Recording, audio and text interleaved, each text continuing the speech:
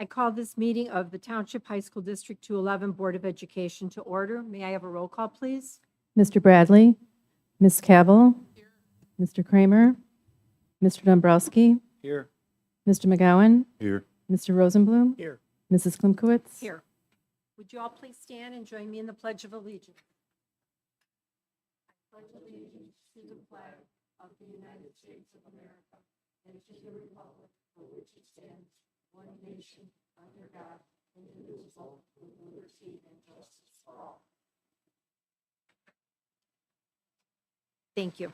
Our next item is, the recommended action is that the board enter closed session to discuss minutes of meetings lawfully closed under the Open Meetings Act, appointment, employment, compensation, discipline, performance, or dismissal of specific employees, matter pertaining to an individual student, and collective negotiating matters between the public body and its employees or their representatives. May I have a motion, please? So moved. Any discussion? Okay, roll call, please. Ms. Cavill. Mr. Dombrowski, Aye. Mr. McGowan, Aye. Mr. Rosenblum, Aye. Mrs. Klimkowitz. Aye.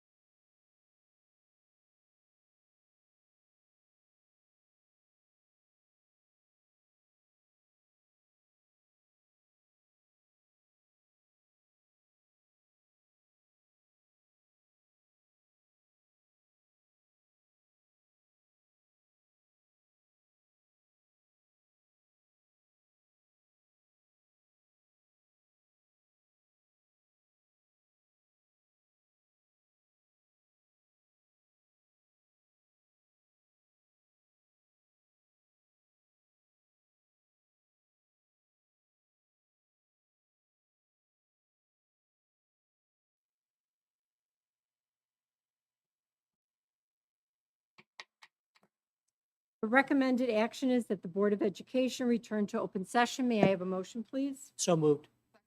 Okay, any discussion? Roll call, please. Ms. Cavill. Mr. Dombrowski. Aye. Mr. McGowan. Aye. Mr. Rosenblum. Aye. Mrs. Klimkowitz. Aye. Would everyone please rise and join me in the Pledge of Allegiance?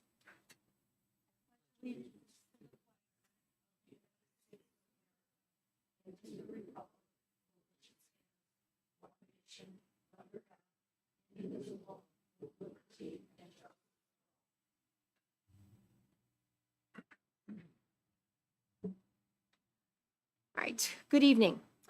The next item on the agenda is our state award winners. Dr. Small.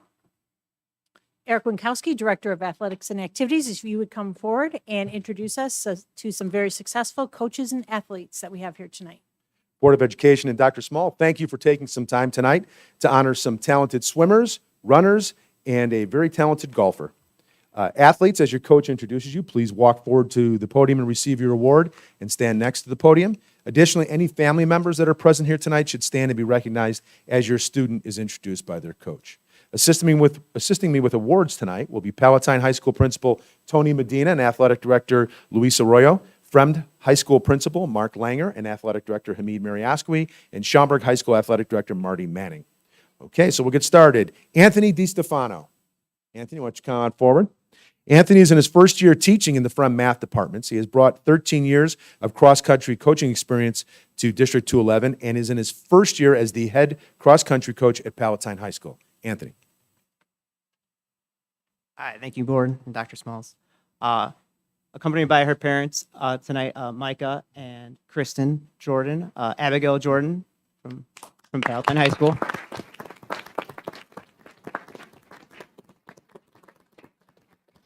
Abigail's an incredibly dedicated runner. This summer, months before our season started, she is running hundreds of miles before her classmates are even awake. Yeah, and that hard work and preparation led to a stellar season of many accolades where she was all conference, all regionals, all sectionals, and finally placing 15th at the state championships, being all state with a state qualifying team as well. So have a good day.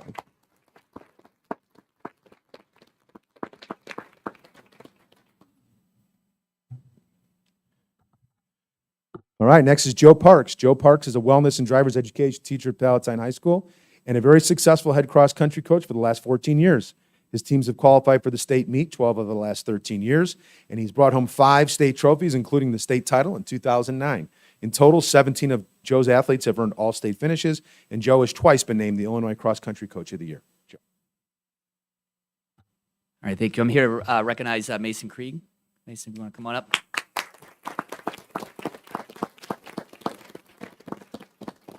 Mason's here with his parents, Scott and Jennifer. Mason, this is his second time here. He was recognized last year for the similar honors. Mason's a senior. Mason is coach's dream, honestly. He's just a hardworking athlete. He's an excellent student, wonderful teammate, and leader on our team. He was 21st last year in the state meet and returned this year. He ended up being the conference champion. He was a medalist at the regional sectional meet in a place in 12th in the state meet this year. He also helped our team to conference championship, regional sectional championship, and hopefully just to an eighth place finish at the state meet.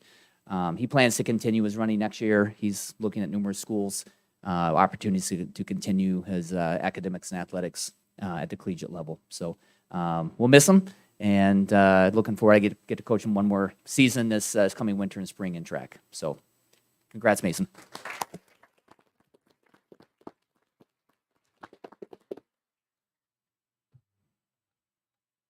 All right, now we'll move from the cross country on to the swimming pool. Sam Trupa. This season marked Coach Trupa's first season as the varsity girls swim and dive coach at Palatine High School. He has previously served as the head age group coach for multiple clubs before assuming the duties at Palatine.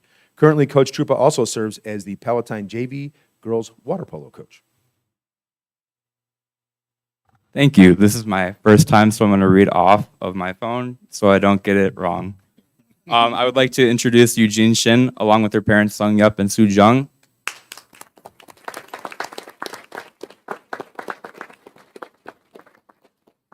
This season was full of accomplishments for Eugene. Apart from gaining an impressive collection of medals and ribbons from the numerous meets that she competed in, Eugene also managed to place 11th at state after swimming with a bloody nose. Eugene works incredibly hard. She is incredibly dedicated to swimming. She is the first person in the water, and she is the last person out of the water. And she is a true leader on the team. None of Eugene's success happened overnight. Everything that she has accomplished, she has worked for, she has grinded for, and she has earned. Eugene is a fierce competitor, a great leader, and a hard worker. She encompasses all the values of what it means to be a pirate, and it has been my honor to go on this journey with you. Congratulations on all of your accomplishments, Eugene.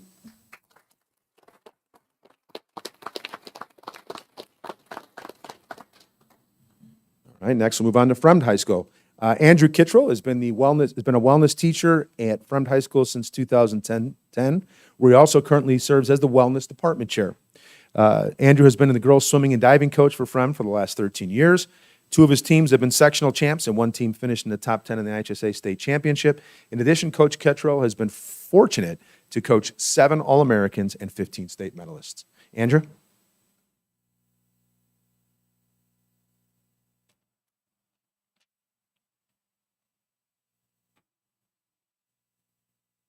I went with the paper. Thank you very much for having us. Tonight, I'd like to recognize 2 exceptional young athletes from the Fremd girls swimming and diving team, Q Janae and Katie Keene. Q is joined by her parents tonight. Katie is joined by her parents and her grandparents as well. Q and Katie are exceptional young people, and they've had a very special year. It only seems fitting that I speak about these fantastic young people together. Both of these young women broke multiple varsity records over the course of the season, as well as, by my conservative account, a combined 10 different pool records. Both of them were the MSL Conference champions in their events, Katie in the 1500 freestyles and Q in diving. Katie and Q also went undefeated in their respective events in the 50 freestyle and diving during the regular season. Both of them were also state medalists. Katie took 3rd in the 50 freestyle and 7th in the 100 freestyle, and Q took 3rd in diving, and they will both be all-state athletes as well as 2-time NISCA All-Americans this spring. Finally, these 2 young women together helped Fremd finish 13th overall in the state meet as a team. Just the 2 of them. I'm exceptionally proud of these young people. They're outstanding leaders in the pool. They're fantastic teammates to their peers and credits to their community. They have helped elevate our program to new heights, and we can't wait to see what they will do next year. Yes, we have 1 more year with them. Ladies, congratulations on an incredible year. Well done.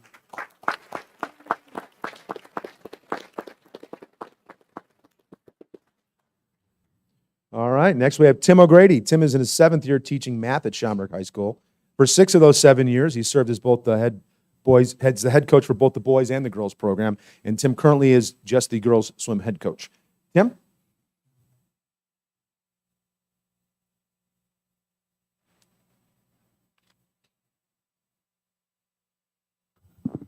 Thank you. Here with her parents, Agnieszka and Robert, is Zuzana Krasnicki.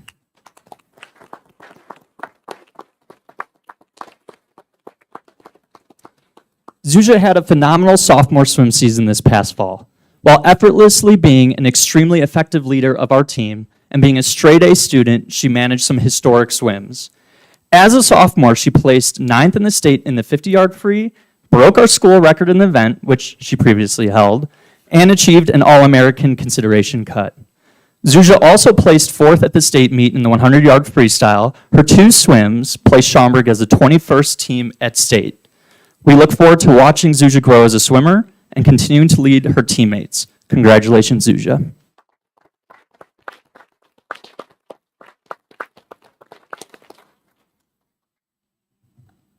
All right, and finally move on to the Lynx. Mark Johnson. Mark Johnson has been a member of the Palatine High School Social Studies Department since 2002. He has spent the last 14 years as the head boys golf coach, in addition to previously serving as the head girls basketball coach. Mark. Hello, everybody. Thanks for having us tonight. I'd like to introduce you to Pablo Castro, who's a junior golfer at Palatine High School.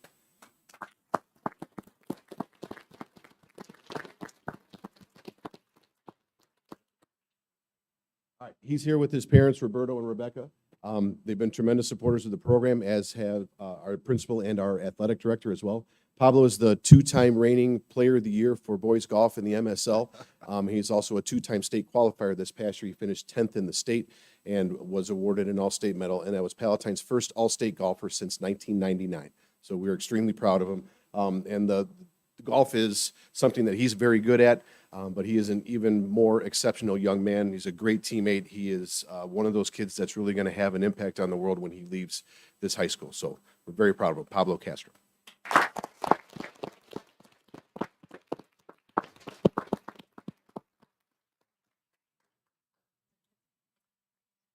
Well, congratulations to our student athletes.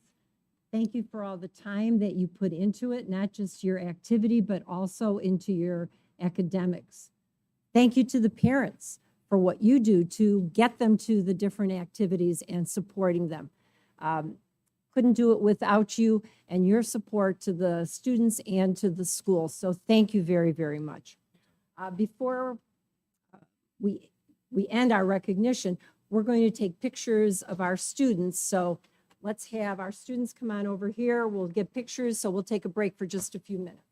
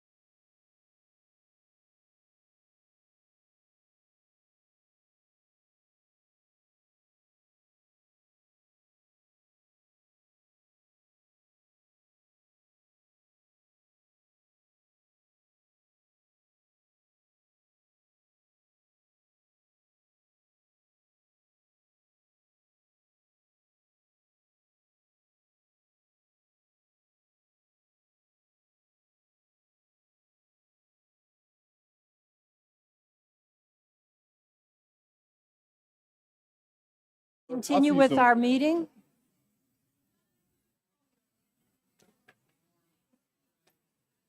We didn't do it. Okay, just tell me who did. Pull the thread. Just follow. All right, our next item on the agenda is the public hearings, public comments. Pardon me?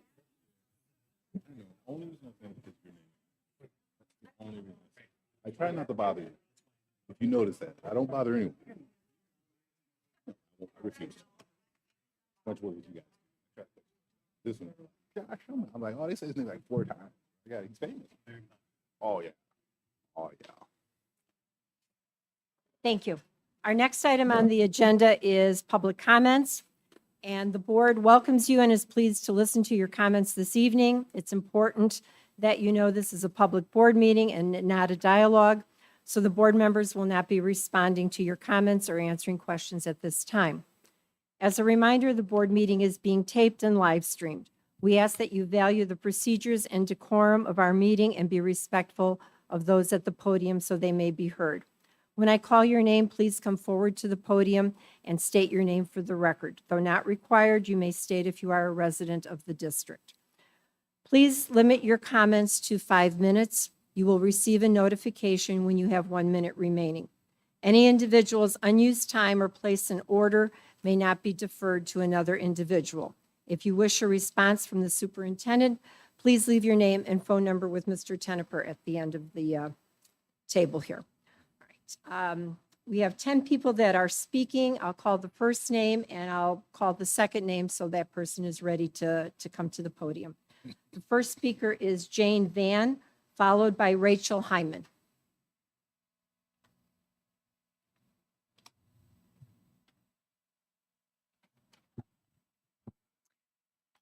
As she stated, my name is Jane Van, and I am a resident of Palatine. Oftentimes, I have come before 211 boards and District 15 boards, and most of the time, I have everything written out and just read what I wrote at home. Today, I'm going strictly from the heart, so bear with me when I stumble. Many topics have come up over the years when I've spoken that have a tendency to ignite community comments. Some of those topics have been most recently curriculum for sex education. Before that was transgender students in a locker room. Before that was money spent by the district for sports facilities. People have commented on how science is taught within our district. What is being taught in our history classes? Is critical race theory being taught? And the list goes on and on. People come forward while they feel ignited and speak with the board or speak to the board with no response. I'm here today to make a request, and I have asked this before.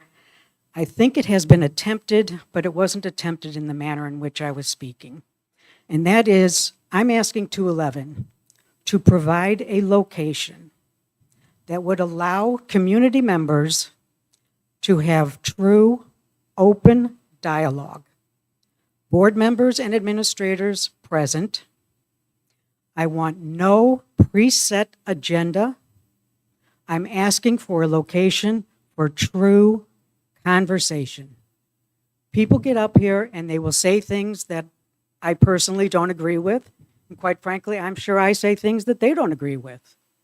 But we never have an opportunity to look each other in the eye and try to come to an understanding of what it is that's dividing us so dramatically. Our state, our community, our country, we are divided right now, and we do not need to be. True dialogue, conversation is what is necessary. I don't know where to do that, how to find the location, how to get people from a different point of view than I have to be willing to decently, respectfully have a conversation. What is it that's dividing us so dramatically? I'm asking 211 to provide the space. Maybe somebody on the board can give me the guidance as to how I get this started, but I do not want preset agendas. I do not want a board member or the superintendent dictating the flow of the conversation. I want true dialogue with my community members.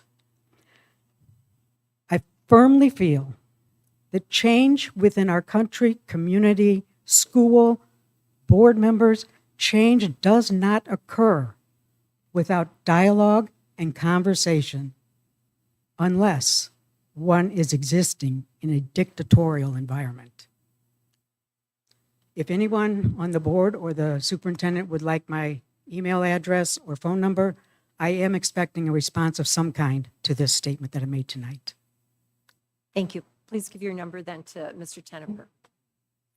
Thank you. Rachel Hyman, followed by Robert Frankel.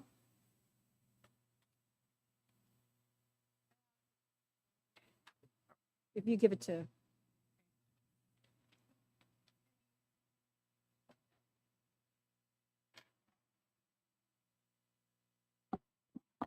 Hello. Okay. Hi. My name is Rachel Hyman, and I'm a mom of a student at Palatine High School. And I'm just here for my own self, but I'm hoping that maybe in the future it will help others as well. I'm asking for dispensation to a rule or that we have here in the district as it pertains to foreign exchange students. My family is going to be sponsoring a boy, Jose Pedro from Brazil, for next school year. He'll be coming here for his senior year in high school, and we're very excited to host him at the school. We've been talking to the school, and the program I'm working with, FLAG, has been talking to the school as well. And again, it's a big undertaking for a family who's hosting a student.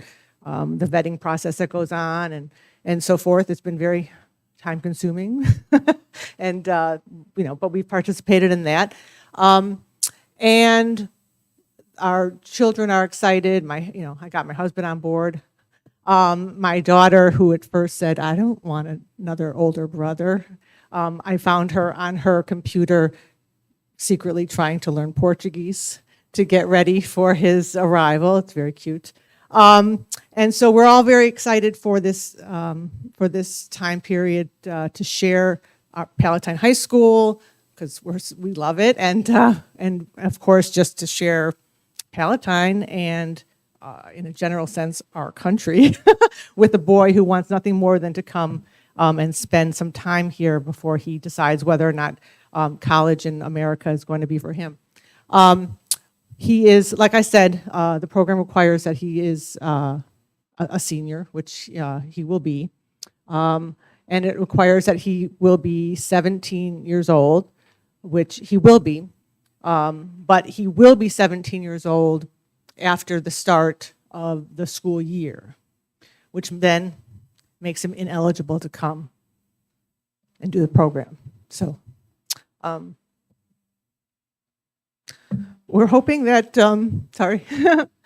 we're hoping that the board might be able to make a change in the wording of the rule, that instead of saying that a student coming to the school for an exchange program, instead of saying has to be 17 and a senior, we're hoping it can make a change that they have to be 17 / and or a senior or something to that effect, so that a situation like this, I mean, again, if you think of the way that we're thinking of it logically and with, a little bit of compassion and mercy, it's not really his fault when he was born. And so he will be a senior, and he will, I passed out some information about him just so you could see what he's all about. I mean, he's a strong student and he's athletic and he's, from a nice family and with the dog and, your perfect American family, but he's Brazilian. And so we're hoping that for our family in the upcoming year, but also for future families, what I consider to be pretty arbitrary age limit could maybe You have 1 minute could be an remaining. exception. And so if it were a legal matter, for example, they had to be 18, that would make sense because they're, I'd say, well, in America, 18 is the age of, adulthood and contracts and so forth. So that I would understand. But the difference between 16 and, 9/12 and 17 doesn't really have any kind of, as far as I know, any kind of actual legal difference. They don't have any extra rights or responsibilities from one age to another. And so I'm hoping that in this case and then in the future, if that were to come up again, that perhaps there could be a change in that matter so that our family can continue in our quest to sponsor this nice man to come to Palatine High School next year. So thank you for your time. I appreciate it. Thank you. Robert Frankel, followed by Jerry Frieda.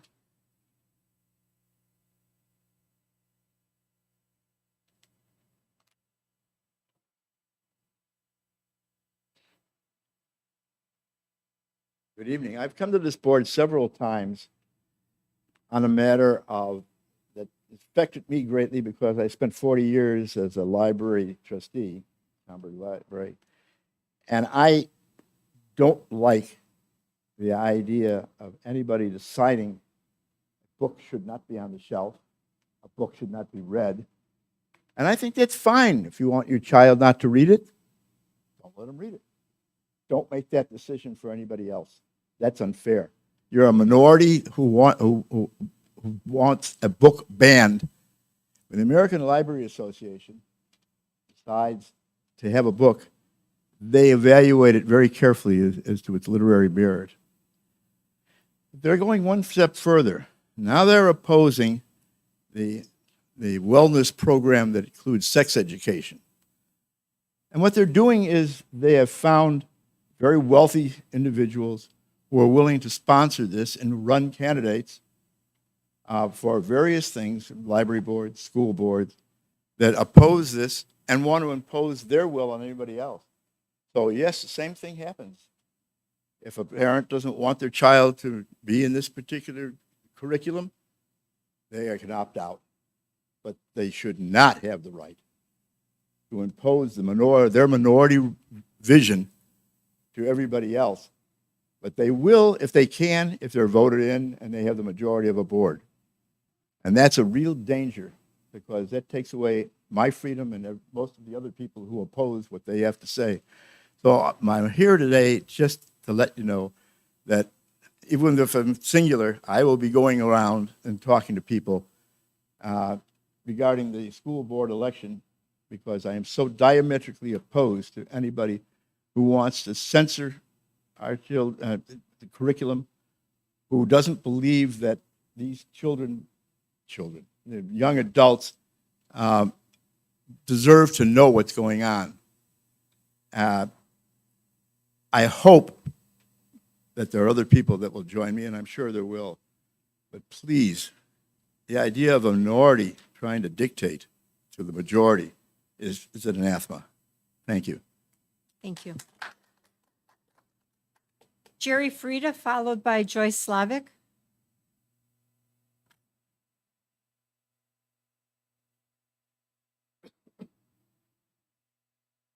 My name is Jerry Frieda, and I'm a resident of the district. While attending the last board meeting, I was struck by the reactions of Mr. Kramer and Mr. Dombrowski when the subject of a resolution came up that in part would discourage board member candidates from receiving financial assistance for their candidacy from political parties in the hope of maintaining the nonpartisan nature of school board elections. Mr. Kramer seemed agitated and declared that, quote, "I believe the Democrat Party supported some school board candidates," unquote.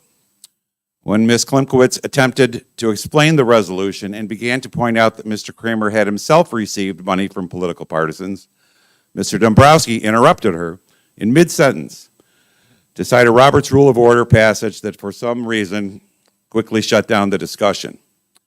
I don't know exactly why Mr. Kramer and Mr. Dombrowski wanted to be so secretive about the source of their funds. Maybe it's because in 2019, Mr. Kramer's campaign received $5,000 from right-wing extremist billionaire Dick Uihlein, the same Dick Uihlein who donated $300,000 to the Sons of Liberty Ministry, whose leader approved of the execution of homosexuals. But anyway, it was a weird and disruptive couple of minutes that I think left some corrections and distinctions to be made. First, after checking, I could find no evidence that the Democratic Party has or has any future plans to contribute any financial support to any D211 school board candidates. So I hope that Mr. Kramer, wherever he is, will disabuse himself of his misinformed notion and state so as to correct the record. Second, the Robert's Rule of Order passage that Mr. Dombrowski cited while interrupting Ms. Klimkowitz states that, quote, the chair maintain a courteous tone, and especially in reference to any divergence of opinion, and avoid interjecting a personal note into the debate. To this end, they must never attack or make an allusion to the motives of members, unquote. So then, hypocritically, less than 20 minutes later, in his inflammatory remarks during the debate on the wellness program, Mr. Dombrowski described the supporters of the motion as representing, quote, some fictional silent majority of pseudo-hermits that the ACLU and justice warriors would hope we blatantly accept, unquote. Really? I would hope that Mr. Dombrowski would apologize to the board for disregarding the rules of decorum that he so stridently demands of others. Most of District 211 taxpayers expect steady, fact-based progress for their already outstanding public school system, something that, thankfully, the majority of this board seems dedicated to providing. I hope that Mr. Kramer's and Mr. Dombrowski's disruptive actions are not signs of things to come. They create chaos and run counter to the desire of this community to simply provide an honest and quality education for our students. Thank you for your time. Thank you. Joyce Slavic, followed by Mick Gasso. Hi, my name is Joyce Slavic. I am a member of the D211 community. At the April board meeting, Mark Hibner, the district chair for the Applied Technology Department at Palatine High School, spoke about the Applied Technology Department. He was respectful, engaging, and spoke about how amazing the program is and how it's transformed the lives of students. They receive college credit, internships, and good-paying jobs as a result of their experience in the Applied Tech Department. He spoke about how their program is recognized nationally and even internationally. The one thing he asked for was air conditioning for the department to make the environment safe and healthy. The heat and humidity is extremely high in the summer months. It's dangerous for students and damaging to the equipment. Multiple board members spoke about their own experiences in those rooms.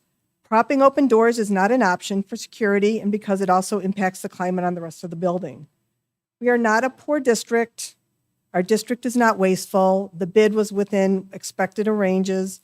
Making our buildings safe and healthy for our students should be a no-brainer. And yet Mr. Dombrowski voted no to give this department, those students and staff, a safe and comfortable environment in which to work. And I found that really sad and troubling. Thank you. Thank you.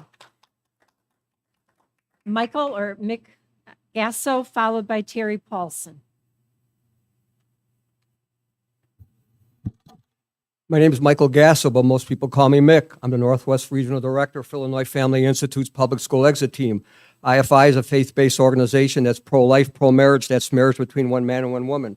I retired last year as a driver's ed teacher from Barrington because I saw what was on the horizon with SB 818. Mr. McGowan, last month you asked people to be respectful when you spoke, but you blurted out the name of Jesus, and your very thoughtless use of my Lord and Savior's name, I and others found it very disrespectful. You seemingly tried to justify the garbage curriculum you voted for by the following, quoting, one of the biggest things I can focus from is I had to sit with 2 children who were sexually assaulted, and the only reason it happened is because they didn't know their own body parts, end quote. While I deplore what happened to those children and pray for God's healing on them, you're alluding to the fact that comprehensive sex ed's the only way one could learn about their body parts is totally wrong. Whether you teach sex ed or not, there are required topics to teach under the health standards from ISPE, including reproductive anatomy, like any other body system, and abstinence until marriage, still a mandated topic. Dr. Small, you're blatantly wrong in saying that you either teach this garbage or nothing at all. Dr. Small and those board members that are soon to be ousted, do you know there's a curriculum called Abstinence and Marriage that's been around for years, and in just the last 5 years and now in about 310 schools in Illinois, serving nearly 41,000 students, and it's in all 50 states. A curriculum that teaches self-discipline, responsibility, self-control, respect, character, and helps in relationship building now and in the future. Parents, when you flip this board in April, I strongly urge you to look into the Abstinence and Marriage curriculum. Dr. Small, you seemed almost giddy last month in saying that Hoffman Estates High School was now rated exemplary by the state. That's like saying a baseball player hitting 200 is the best hitter on the team. At Hoffman last year, a whopping 67% of students did not fully meet proficiency levels in English language arts, and a terrible 60% did not fully meet proficiency levels in math, and that's at a cost of $22,000 per student. Numbers are even worse at the commendable Palatine High. Parents, the longer your kids are in public schools, the greater the chance of them being exposed to perversion of teachers like the one in Ohio who gave a writing prompt asking students to write a sex scene that they wouldn't show their mom. Everyone, if a private school like the extremely successful Vallejo Academy in Hoffman Estates is not affordable, then I prayerfully ask you to consider homeschooling. Home-educated students typically score 15 to 30 percentile points above public school students on standardized academic achievement tests. You never know what the next thing that you're going to have to fight for, like them possibly forcing your kids to take a COVID vaccine. You and your precious children deserve better. My metaphor last month about the school building being on fire still holds true. The 5 district buildings of 211 are on fire. Run, save your children, get them away from this horrific district now. Thank you. Thank you. Terry Paulson, followed by Stacy Gale.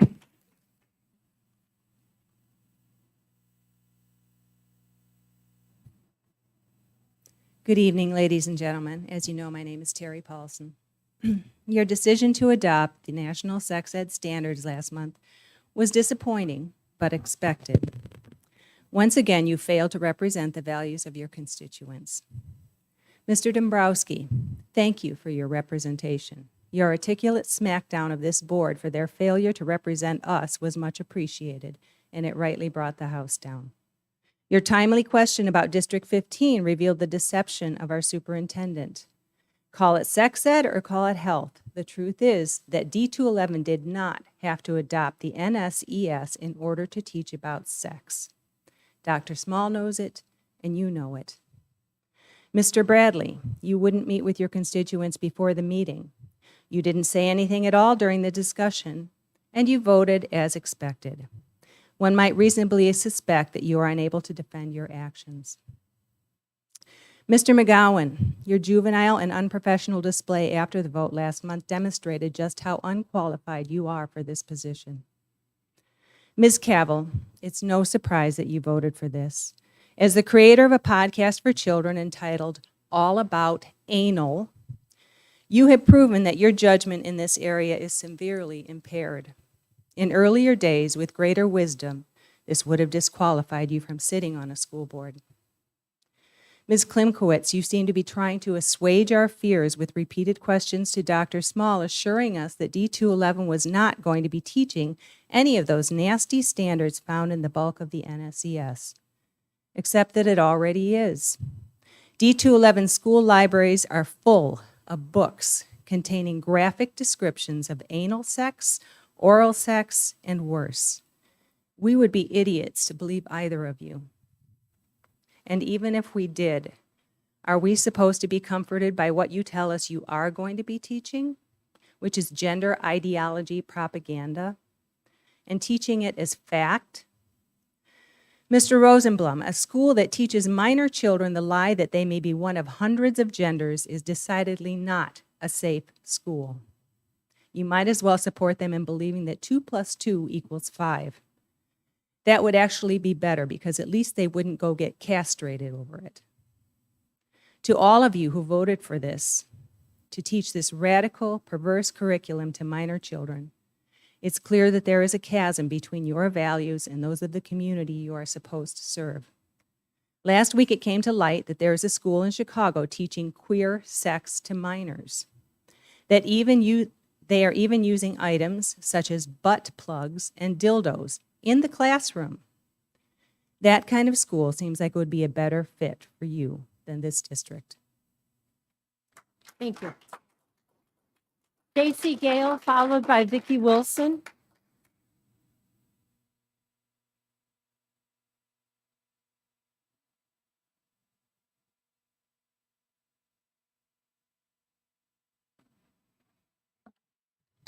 Good evening. I request you add a review of the IIAA investigation and policy as an item for future discussion for the January or February board meeting. I recently read Mr. Schumacher's findings for his IIAA investigation. And aside from the videos, I have some questions I would like answered in writing. Dr. Small, did you review Mr. Schumacher's findings before he finalized and published them? Did you approve his findings and consider them complete? Did his investigation and findings meet the district standards? Why didn't Mr. Schumacher address whether the materials met each of the 6 district criteria in his investigation? Dr. Small, as an administrator with a PhD, do you believe Ms. Ahmed's lesson was balanced? Do you agree with Mr. Schumacher's statement, the videos are literary works and award-winning? The learning targets of the unit included, I can understand the ideas, issues, concepts, and values reflected in our nonfiction literature. The videos are nonfiction? Really? So, to be clear, it is Mr. Schumacher's assertion the 2 videos are nonfiction, award-winning literary works. Dr. Small, do you agree the videos are nonfiction? Are they literary works appropriate for sophomore English? Additional planned instruction from Ms. Ahmed included the following. We will be analyzing the song and video, This Is America by Childish Gambino, and explore how Donald Glover's song paints a vision of the Black experience. This Is America paints a picture of a Black man executing an individual at point blank, massacring a church choir with an automated weapon, and using drugs with the repeated message, Black man, get your money. The lyrics of the nonfiction literary work, DNA, include, DNA, I got realness, I just kill shit because it's in my DNA. I got dark, I got evil, that rot inside my DNA. Sex, money, murder, our DNA. This is part of Ms. Ahmed's English lesson at Hoffman Estates High School. One of the goals, to understand the ideas, issues, concepts, and values reflected in our nonfiction literature. The lesson was far from balanced, it was extreme, it was one-sided, and it was racist. In his analysis, Mr. Schumacher only mentioned the violence and vulgar language. He didn't address the lack of balance. Is that because his personal bias blinded him to the one-sided lesson? Mr. Schumacher is a well-paid administrator whose job was to conduct a thorough and impartial investigation of a parent's complaints. His findings were as one-sided as the lesson. Last month, 5 of you approved the comprehensive sex ed standards with no knowledge of the source for instructional material. Mr. Rosenblum, you may be a fan of Kendrick Lamar and believe BET awards are the proper criteria for instructional materials, but I do not. Ms. Cavell, as a comprehensive sex ed teacher, do you find this English lesson to be balanced? Do you find Mr. Schumacher's investigation and findings to be complete? Mr. McGowan, are these videos representative of the Black experience in our district? Do you want teachers teaching students Black men kill and sell drugs to get their money? Do you want teachers asserting the lyrics, sex, money, murder is in the DNA of Black people, is nonfiction? Hoffman Estates High School has the greatest percentage of Black students in all of D211 schools. Why was this lesson taught in this school? Our students deserve better. If this complaint had gone to the next level in the process, would there have been a different outcome? Or do all administrators in our district believe these horrible things about Black students? I would like to see the investigation continue to the next step in the process and see what happens. Mr. Schumacher is a very powerful position, and I am concerned he is using his position of power to push his personal beliefs into the curriculum. I request the board review his investigation and findings and determine if it was complete and accurate and take the necessary actions to ensure our children are taught how to think, not what to think. You want parents to trust this administration to teach comprehensive sex ed? How can we? I look forward to the motion to add this item for future discussion and ensuing discussion. Thank you. Vicki Wilson, followed by Myrna Frankel.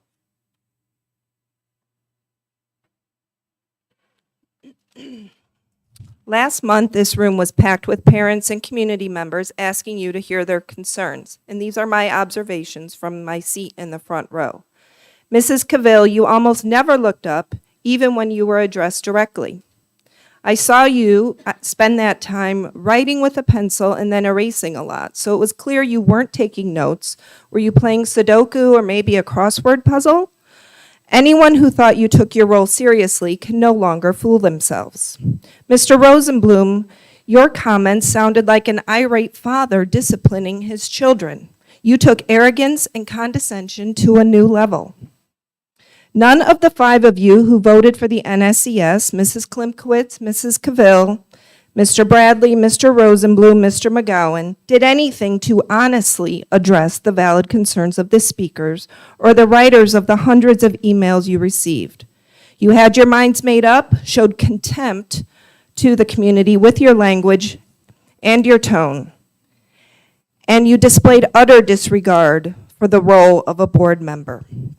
I encourage you to take notes from Mr. Dombrowski and Mr. Kramer, who are always respectful to the community, even when they disagree. A civilized society requires its citizens to have debate and discussion on important issues. You 5 are not capable of this, sadly. You obviously only ran for the board to push your own agendas, and you don't care about what's best for kids and families. You pick sex toys over academic excellence every day and twice on Sunday. The relationship this community has with this board majority and the administration is like one that an abused wife has with her tormentor. You lie, you gaslight, you show zero concern. But just like an abused wife who can escape with the help of her friends, so too can this community escape this abusive relationship. The election is just around the corner. You're bullies.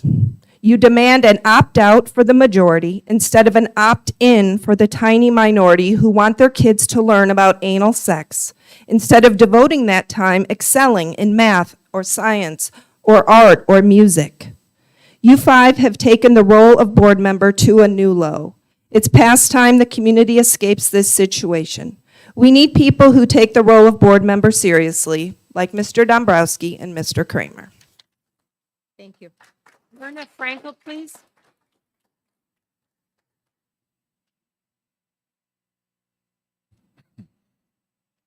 Yeah, I'm Myrna Frankel.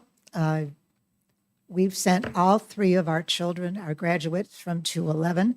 One went on to get his doctorate, one went on to get his MD, and the third one went on to get a degree from business from Michigan. I also worked for 16 years at Conant in special ed.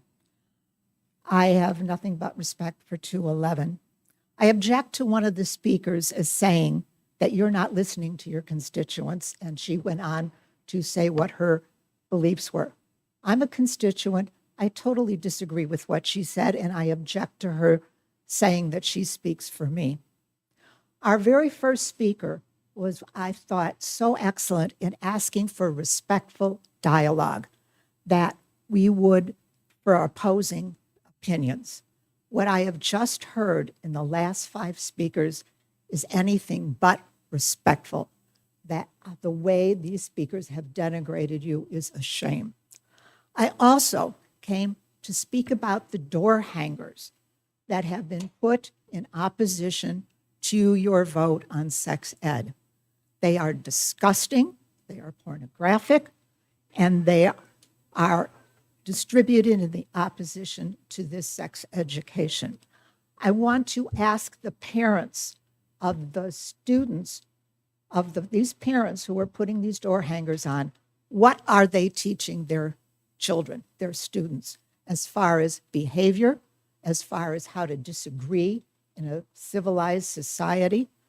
And I would like to say that I appreciate and approve of your vote. Thank you. Thank you.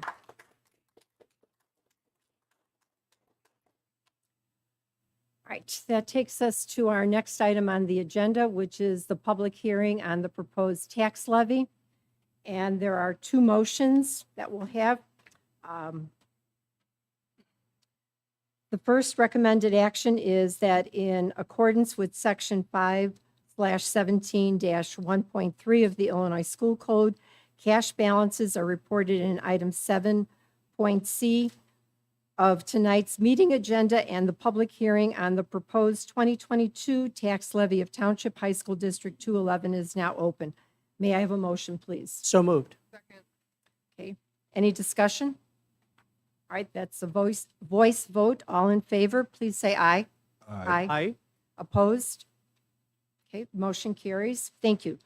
It is open for comments on the public levy. I did not have anyone on the proposed 2022 tax levy. I did not have anyone sign up. If someone would like to speak, the floor is open on the levy. All right, with no one coming forward, then the next recommended action is that the public hearing on the proposed 2022 tax levy of Township High School District 211 is now closed. May I have a motion? So moved. Any discussion? Okay, again, it's a voice vote, so those in favor, please say aye. Aye. Opposed? Okay, motion carries. Thank you. All right, that takes us to our next item, which is the post-secondary success presentation. And before we begin that, I'd like to share our mission statement because I think it's really important that we repeat it and we make certain that people are aware of it.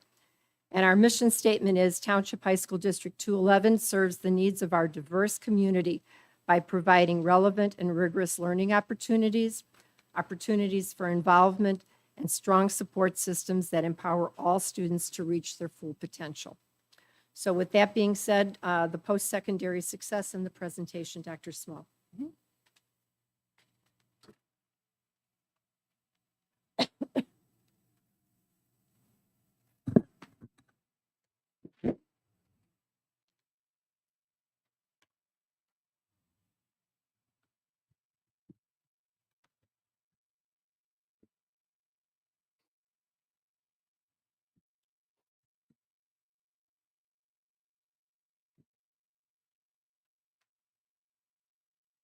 The five-year District 211 strategic plan, Forward Together, was approved by the Board of Education 6 months ago in June.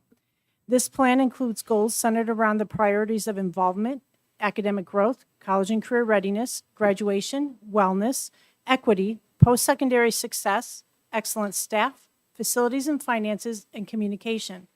Tonight, we begin a series of updates regarding our progress toward targets for this year. I join you in welcoming Dr. Danielle Hauser, our Director of Student Services, Michelle Napier, Director of College and Career Readiness, and Josh Schumacher, Assistant Superintendent for Curriculum and Instruction. They will provide an update on our career pathway exploration. District 211 is committed to preparing students for their future. We strive to build the following skills in each of our graduates: academic growth, college and career readiness, student involvement, global competitive skills, and wellness.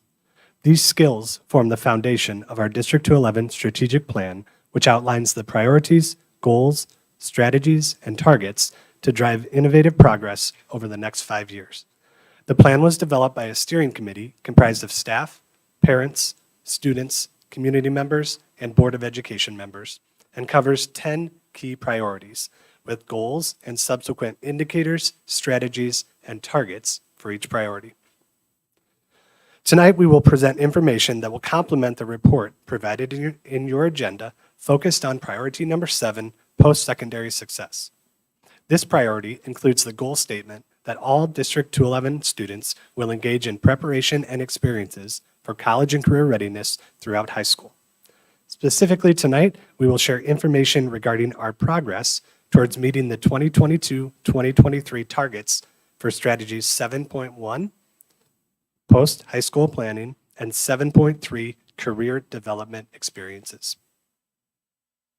In the corresponding board report, you were provided a summary detailing information about our first target, which is to identify the current materials and methods used by schools to engage students in selecting a career pathway. The first step is to introduce students to an interactive, hands-on interest inventory and personality assessment process. After completing the assessment, students receive real-time personalized listing of careers aligned to the National Career Cluster Framework. If you would see this in person, you would likely see a room buzzed with excitement as they share their results with their classmates and give time to explore, imagine, and dream about their futures after high school. As the years progress, students continue to participate in individual and group activities with their counselors, deepening their conversations about career clusters and post-secondary planning. We want to give you a sense of not just the logistics of how we do this, but an example through the lens of a student experience of what this looks like. So let me introduce you to Emma, a sophomore at Conant High School.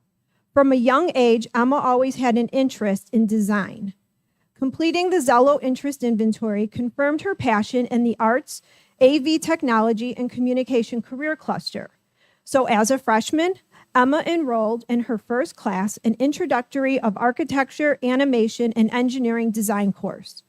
This course introduced her to a variety of technical skills and possible careers within the industry, including architecture. As a sophomore, Emma furthered her knowledge in this area, going more in depth by enrolling in the second year of this pathway. Emma shared, "I have been thinking about becoming an architect when I'm older, and this has been a great way to see if I could proceed." So during the second year of the Architecture, Animation, and Engineering course, students design architectural plans for a house using industry standard software. Each school brings forward the 2 best designs to the District 211 Architectural Design Competition. And a few weeks ago, this room was filled with students, staff, parents, community members, and business partners as the final 10 students attended the competition. Students presented their designs to a panel of industry professionals and received individualized feedback on their work. This year's winning design was created by Emma. Her winning design will be brought to life through our building construction program as her classmates will make her vision a reality. Emma was so excited to share this moment with her mom and her teacher by her side, sharing with us, "I am so grateful for the district providing something like this, that this is going to allow students to explore their passions. Most architects start building after 3 years in their program, so to say I have a house built as a sophomore is amazing." This is just one of the many student experiences that are embedded in our career pathways across our district. Our goal is for all students to have this type of individualized plan to help make decisions about career and post-secondary education and training, to plan a course of study, and to make financial aid assessments with their families, all aligned with the Illinois PACE framework. The more opportunities and experiences offered to students, the more prepared they will feel as they leave high school. Yes, the key, as Michelle stated, is providing opportunities for all students to participate in career experiences during high school. Career development is the focus of Strategy 7.3. Our first target is to analyze currently available career development opportunities, which are often embedded throughout our curriculum.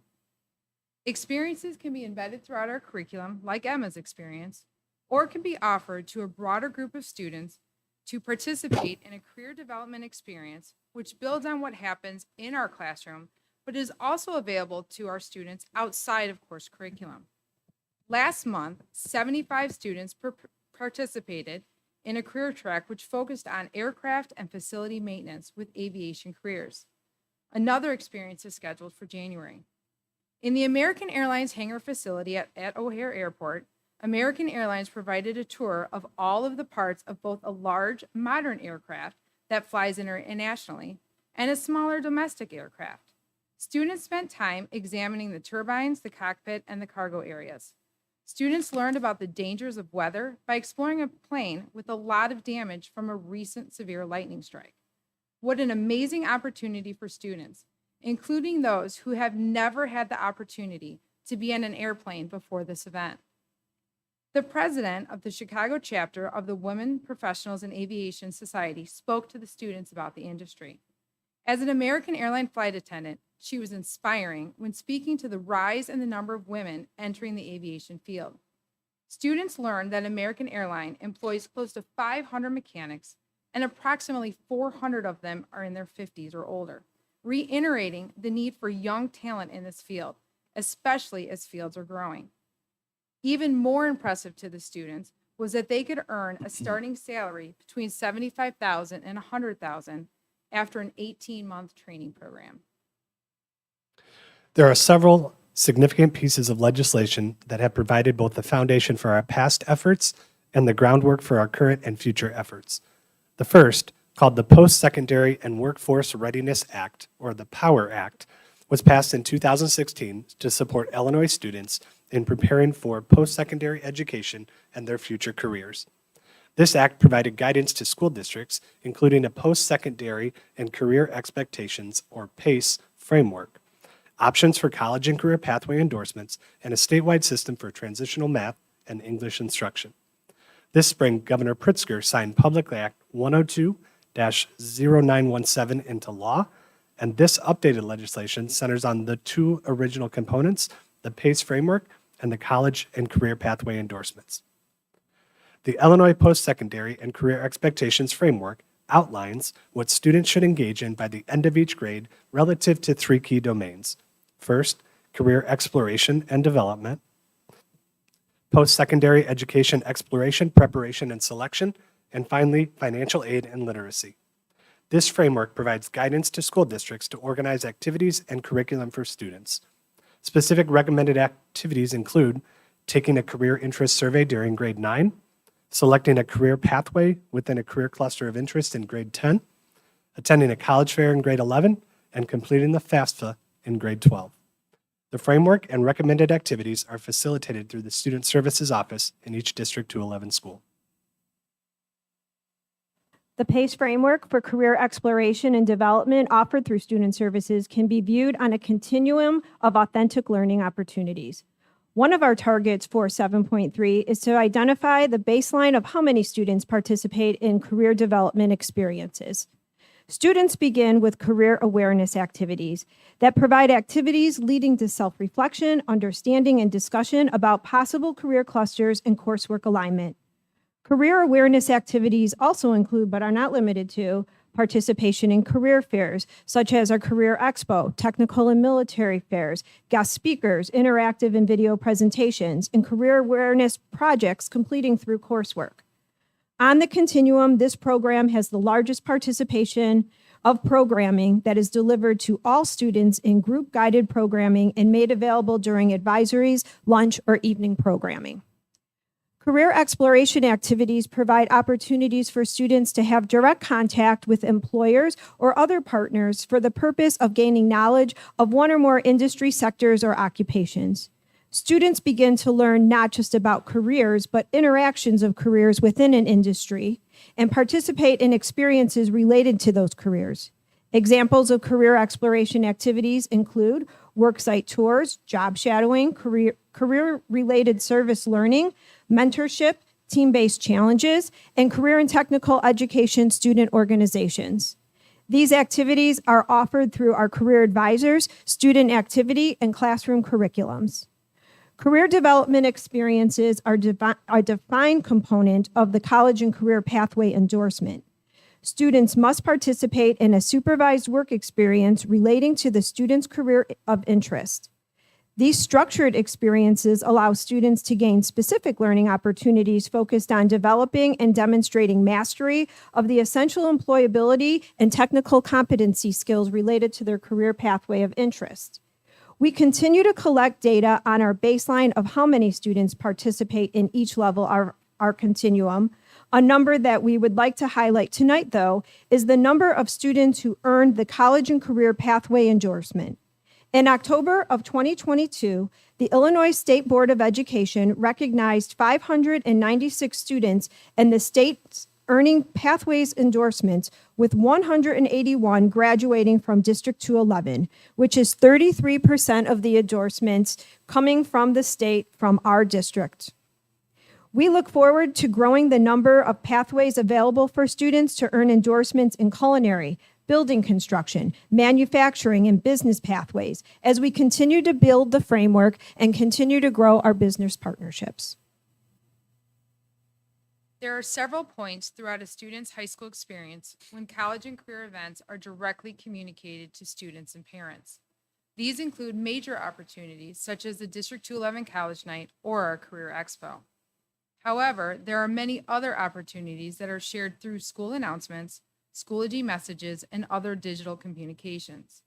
During our analysis of these current methods of communication and information provided to students and parents, we have determined that we need to increase the frequency and amount of parent engagement in this process. It is important for us to be partners with our parents throughout the college and career decision process in order to ensure that families have the information necessary to make informed choices. A combination of platforms are currently used to engage students in identifying potential career pathways. As previously discussed, career development experiences occur on a continuum, including career awareness and exploration activities. The method of how these activities are delivered are provided on this slide. The school counselor, career advisors, and college and career counselors all provide resources to support the students. During in-person small group setting or during individual meetings, a software platform called Zello allows for students to complete their interest inventory, personality, and skills assessment. The national career clusters are aligned to the results, providing a listing of careers for further exploration. Students can view and document career interests and maintain college and career exploration activities through the District 211 Student Readiness Plan.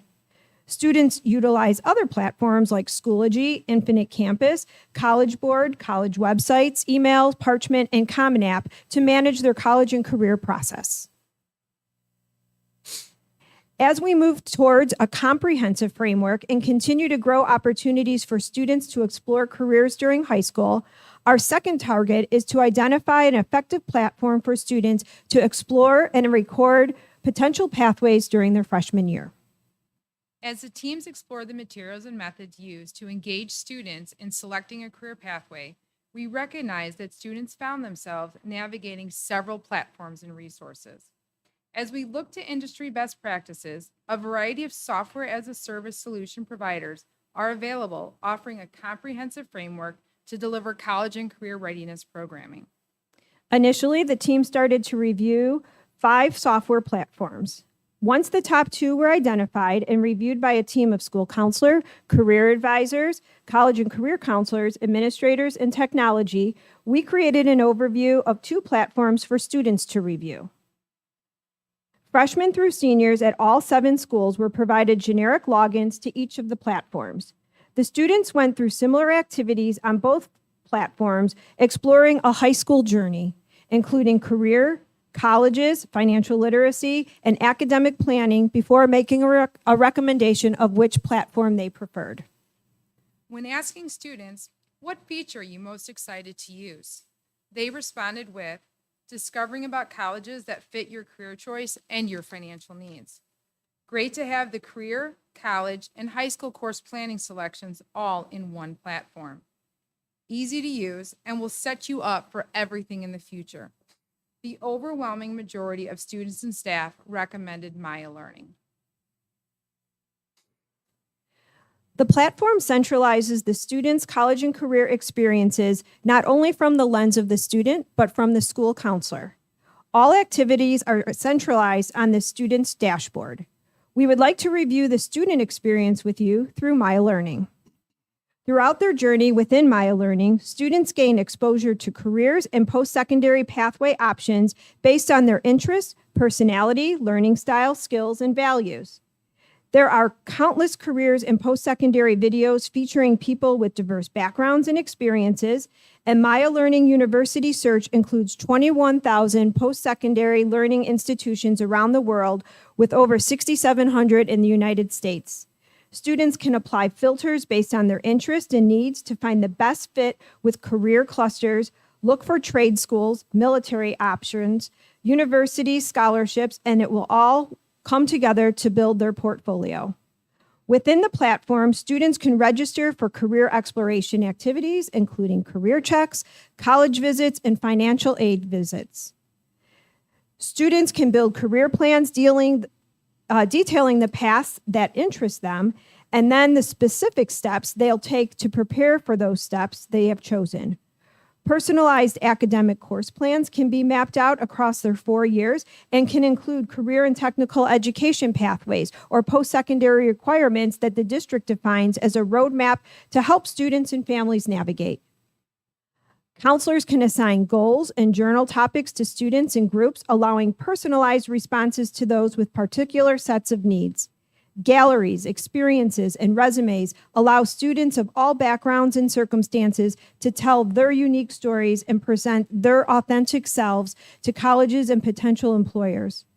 College and career readiness curriculum within Maya Learning ensures that all students have access and guidance through high school and beyond with their planning. Using the platform, students can document and capture experiences such as community service, employment, clubs and activities, sports, and events outside of school. Then, with the click of a button, the program will generate a resume capturing the student's academic and involvement information. Once students determine which colleges they want to apply to, they can request teacher recommendations, research both national and local scholarships, and write college essays in collaboration with teachers directly through the platform before entering their responses into the Common App. With one login to Maya Learning, students can apply to colleges through Common App and request their transcripts through Parchment without ever leaving Maya Learning. Counselors and administrators can run reports to track progress and support planning. Specifically, they can review students' plans and progress and deliver district and school curricula. In addition, they can add to students' post-secondary plans, manage campus visits and events, and build recommended institution lists. Detailed career, post-secondary, and engagement reports can be generated for large-scale school planning of future opportunities. This solution includes a parent portal, 24-hour support, and 4 years of access to the portal after graduation.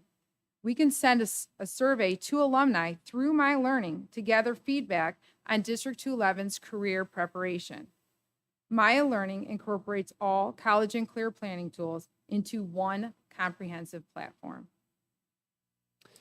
We will continue to work on finalizing our progress towards meeting the targets for this school year. We believe that we are on schedule to complete all targets in this area by the end of the year. Tonight, we bring to you our recommendation from Strategy 7.1, which is to implement Maya Learning as our software platform that will effectively allow both students and parents to explore college and career options. We will also continue to compile baseline data and evaluate our communication strategies as referenced in 7.3. District 211 staff, led by these two administrators right here, will work to continue on finalizing all the targets for the 2022-2023 school year, and we will continue to provide you with regular updates with progress towards the other strategies, goals, and priorities included in the District 211 strategic plan. Thank you. Thank you. Open it up for questions. Mr. Dombrowski? Sure. Thank you, Madam President. If we could we go to slide 4? It's different, I think, on the, oh, I thought there was one that had a linear track for, maybe it's prior? No, it'd be prior, not forward. Okay, maybe I'm thinking of something else. I think that it was mentioned that senior year meeting or completing the FASA was the goal. I thought I saw that as you were going through the stages, freshman, sophomore, junior, senior. So that's part of the Illinois PACE framework? Yes. Right, it's requirement under the law that they complete the FASA. Is that the only goal for the seniors? No, that's just an example. Okay, that's just an example. Okay, thank you.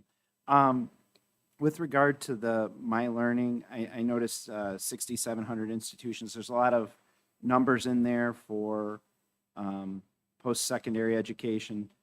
How many careers are listed in that software that do not require a college degree or additional education? I wouldn't have the exact number of careers, but they have a variety from all of the 16 clusters. So any trade schools or specific, some of the more traditional career technical education careers are all embedded in there. So let's say somebody just wanted to enter the trades as a painter. It would be located in there without a trade school reference required to be tied to that? Correct. Okay. If you could get those numbers, I'd like to compare that to see how many, non-additional education careers are out there. And then we have the Common App that allows us to have applications. My children have done that. Is there anything that if somebody's not pursuing, education after high school, to have them build a resume that they can print and send an email? Is that within the same software, or is that different software? Correct. Same Same software. Okay, and our teachers would support their resumes the same as they would their essays? Correct. Thank you, that's all I have. Any other questions? Ms. Cavill? As usual, yes, I have some. So, and part of this is going to be referencing, just so that everybody can follow, later on in the meeting, we will have an item specifically pertaining to the Maya software and whether or not the board's going to approve its use. So some of my questions have to do with the fact that the conversations are really linked. Okay, so,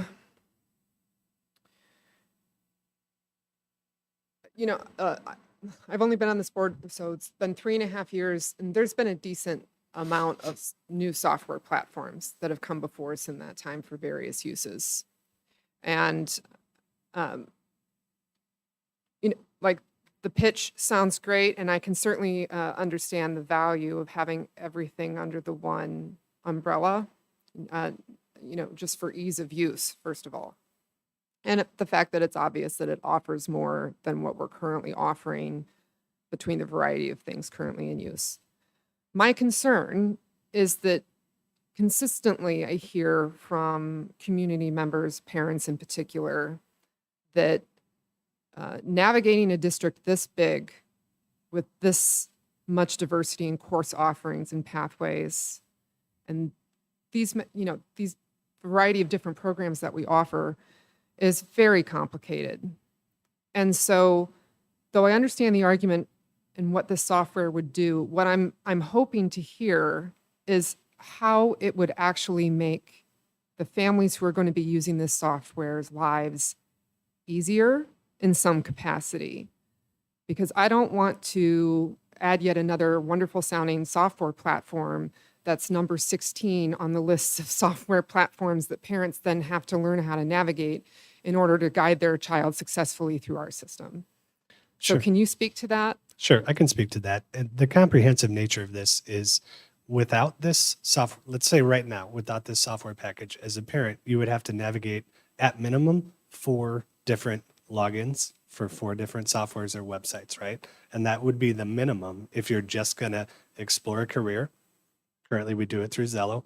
If you're going to potentially apply for a college, we have work that students do in the student readiness plan. So separate program, separate login. You would go to the Common App, separate program, separate login. And at some point, you would go to Parchment, all separate. What Maya does, and it's one of the strengths of the program, which was identified early on, that's all in one. So as a student, you only log into one platform. You have a nice student-friendly dashboard that our students are familiar with the technology and how the dashboard is set up. And then as a parent, you have a portal. So as Dr. Hauser and Ms. Napier did the work, and one of the things I want to commend that they did was actually directly engaging students in this pre-decision and offering students the potential to explore both of them and then getting their feedback. We have the plan for parents. If you are to approve this tonight, one of the things that we're going to do is starting in January through July then, we have some parent communications and sessions planned to ensure that we are giving clear communications and that when we do that, it's very easy for a parent to explore it. They understand what their student is going to do on the student end and what they can access and see, and then also encourage conversations at the particular times. So as Mr. Dombrowski said, with the PACE framework, there's different recommended activities each year. So we want to recommend a conversation starter or whatever it is, right? As the student is doing that activity during the school day that the parent can participate in. So consistent with what's in our strategic plan is trying to do a more effective job of this, but bringing all of these pieces that had come into our world and the students' world through legislation or just new expectations into a smooth, comprehensive piece for everybody. Great. You just successfully knocked one of my questions off the list. So good for you. You win a prize. So the next thing that I want to, this is a follow-up question. So let's say this software is approved and then implemented, and students who have already had 2 years with us are going to start this mid-year in the process. Understanding that you explaining it from the beginning to the end. Is all existing information going to be migrated over for them? Is this going to be a difficult process for a junior who needs to transition into this new platform mid their 4-year District 211 experience? Sure. So we would transition them into the year that they're in. And so we would not expect a junior to go back and complete freshman and sophomore activities. They're really at a different scale. They've already identified their career potentially, right? Or at least their pathway from the freshman year. So we can plug some of that in, but it's not as smooth. All the data goes from the several systems we're using now into this one. Okay. So really we're focused on the freshman experience. That would be the 4-year. So not that we're not going to focus on other students, but that will be the focus of the implementation. Okay. My next question then, does the software deliver its information in multiple languages? Yes. And that's an easy to use function, I hope. Yes. All the assessments are offered in English, Spanish, French, Portuguese, Arabic, and Chinese. And the entire platform can move from English to Spanish. And if there's a different language, we can explore that with the vendor. Like Polish? That's exactly right. Okay. Great. You've answered how results are going to be available, so that's great. So this is a non-software related question. We have all these internships. We've had a lot of different presentations about our excellent business experiences, whether those be supervised work experiences, mentorships, et cetera. Those have been some of my favorite over this time on the board. My question is, as you're talking about that in a broad way, with an overview of all the different things that we offer, do students have to provide their own transportation in order to make use of those experiences? So let's say a family does not have a car. Are they then limited from doing supervised work experience, or are we able to provide transportation for them to take part in an experience that students with transportation are able to take part in? So it depends on the experience. As both Dr. Hauser and Ms. Napier stated, there's a continuum of experiences. I would say that most of them we provide transportation for. A highly specialized experience, for example, I wouldn't even give a for example, right? A highly specialized experience. There are some students that provide their own transportation. Okay. One of the things that Ms. Napier is exploring is how do we close that option and make sure that that's not an option. And so we're working directly with students now. Our people are really supportive of it, and we continue to look at systematically, can we continue to close that gap? I mean, I know that we have a squeeze, like everybody can't find bus drivers and et cetera. And so there's natural limitations to that, but it's so important. I think it's still a really important conversation to have, make sure that students who would otherwise be able to take part in like the culinary internships and things that we've talked about don't have that opportunity for the simple reason that they don't have a car. Agreed. So see, my next question, my last one, are all these same experiences that I was just referencing and all of the capabilities of this software available to every single District 211 student, including those in the Alternative Learning Academy, PERC, North Campus, et cetera, regardless of ability or placement? Are they currently, or will they be? Will they be? Yes. Okay, so even understanding that students that have IEPs and require information to be delivered in specific ways, they still have full access to this software suite in accordance with the parameters of the IEP that dictates their educational access, right? Correct. Okay, great. Thank you. I appreciate it. Thank you. Mr. Rosenbluth, Mr. McGowan? Any questions? I do have a question. You mentioned about access after graduation and an alumni survey. Can you talk a little bit more about that? What would that do, and how can we use that type of information? Well, I will. So that is 7.2, which we did not cover tonight. That is an upcoming next presentation update for us. So I could answer it for you now, or we could save the excitement for when we come back and talk about 7.2 and 7.4. But in short, that's a component of our strategic plan, and that currently is difficult. It's difficult to engage alumni because right now we have their District 211 email address and we have them in our classrooms. But once they're alumni, they no longer have that, and we no longer have them in our classrooms. And so the fact that they keep this and they keep their login means that we could continue to communicate with them. And we have some methods in place that we're implementing based on this strategic plan that will allow us to increase our communication. So that's the short answer. Okay, that works. I know that there's a number of the parent organizations at basically at all of our schools that are, would like to see more of that so they can still have that connection, and that when they have the reunions and things of that nature. So just keeping that connection. Thank you. Any other Definitely. questions? And thank you very much for the Thank you. presentation.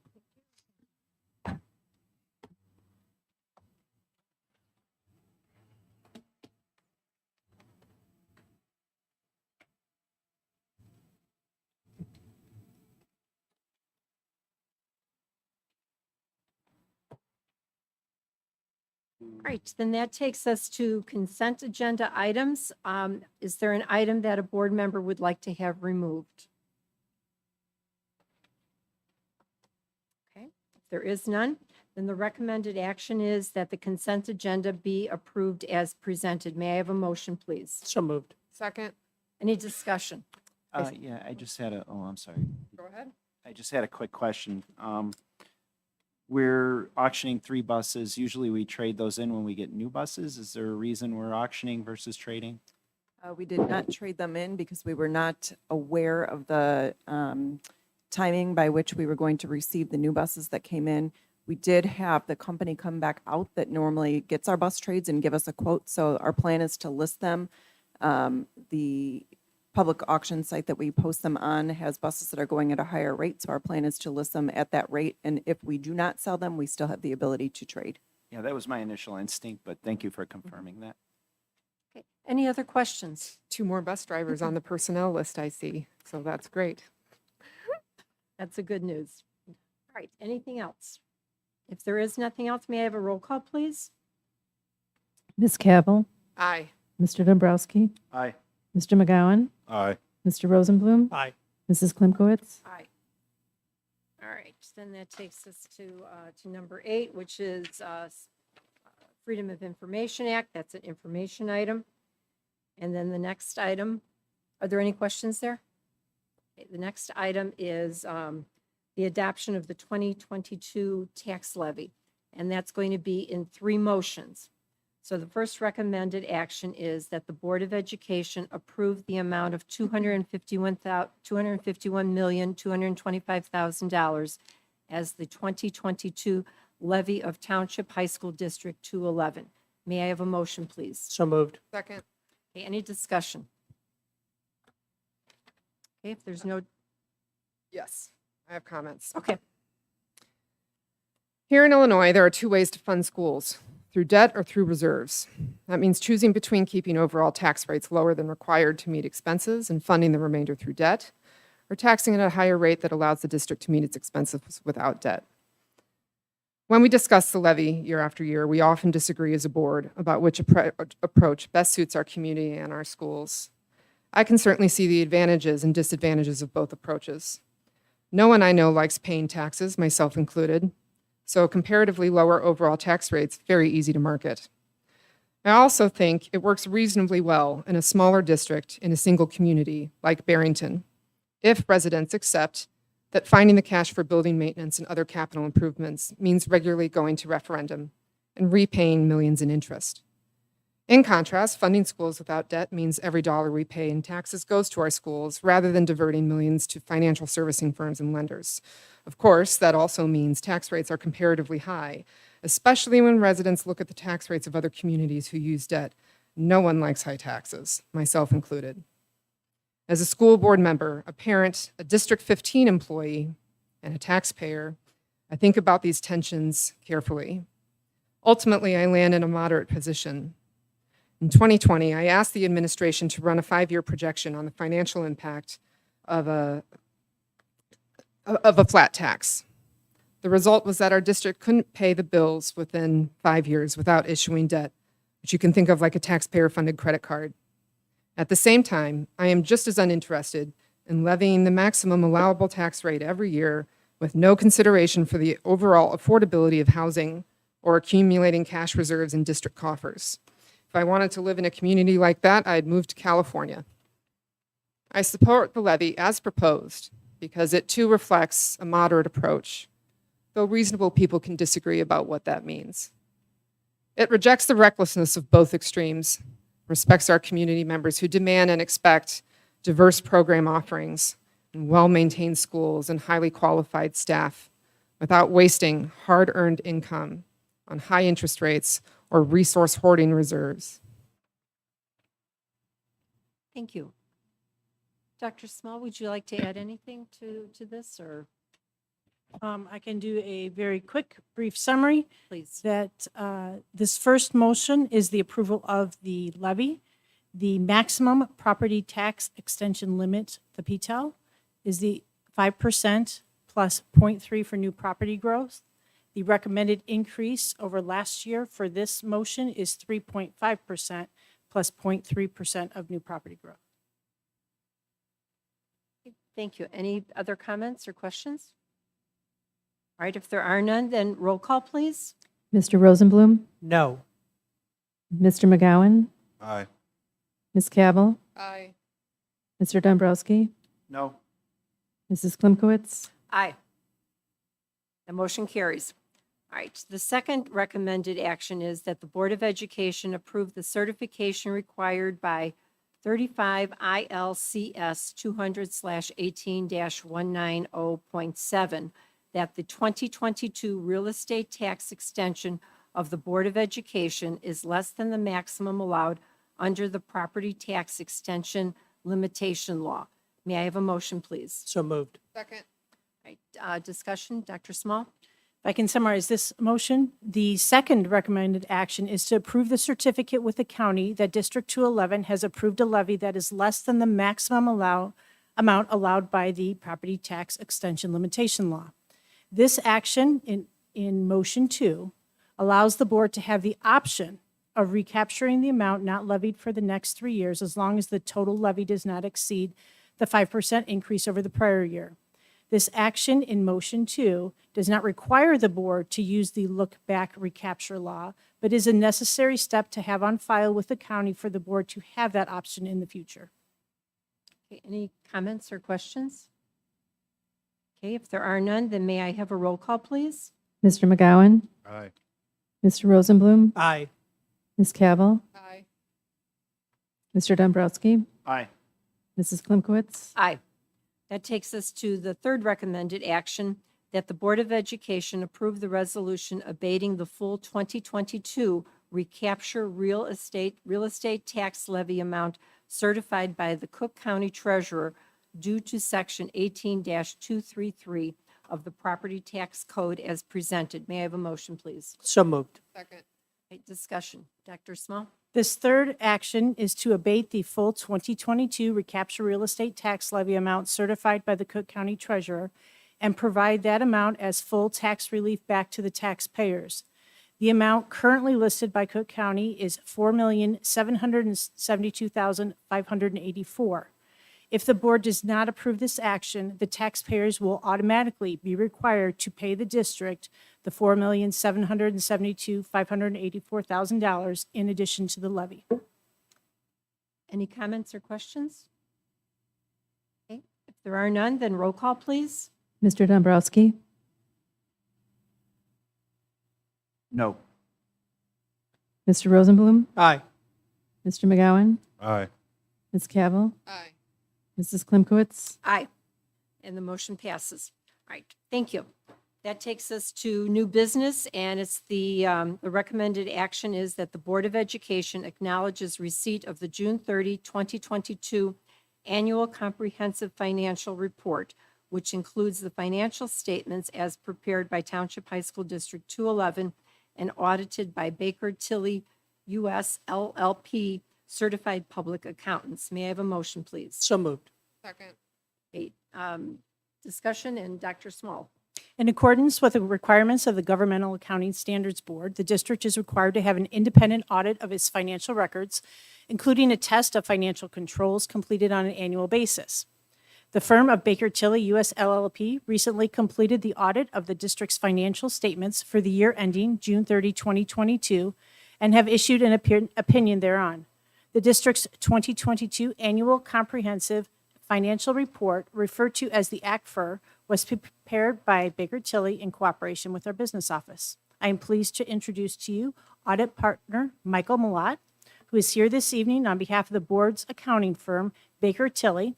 Mr. Malott will present the Board of Education with a brief review of the audit this evening. Great. Thanks for having me, everybody, this evening. I will only spend a couple minutes because I know you got a long meeting.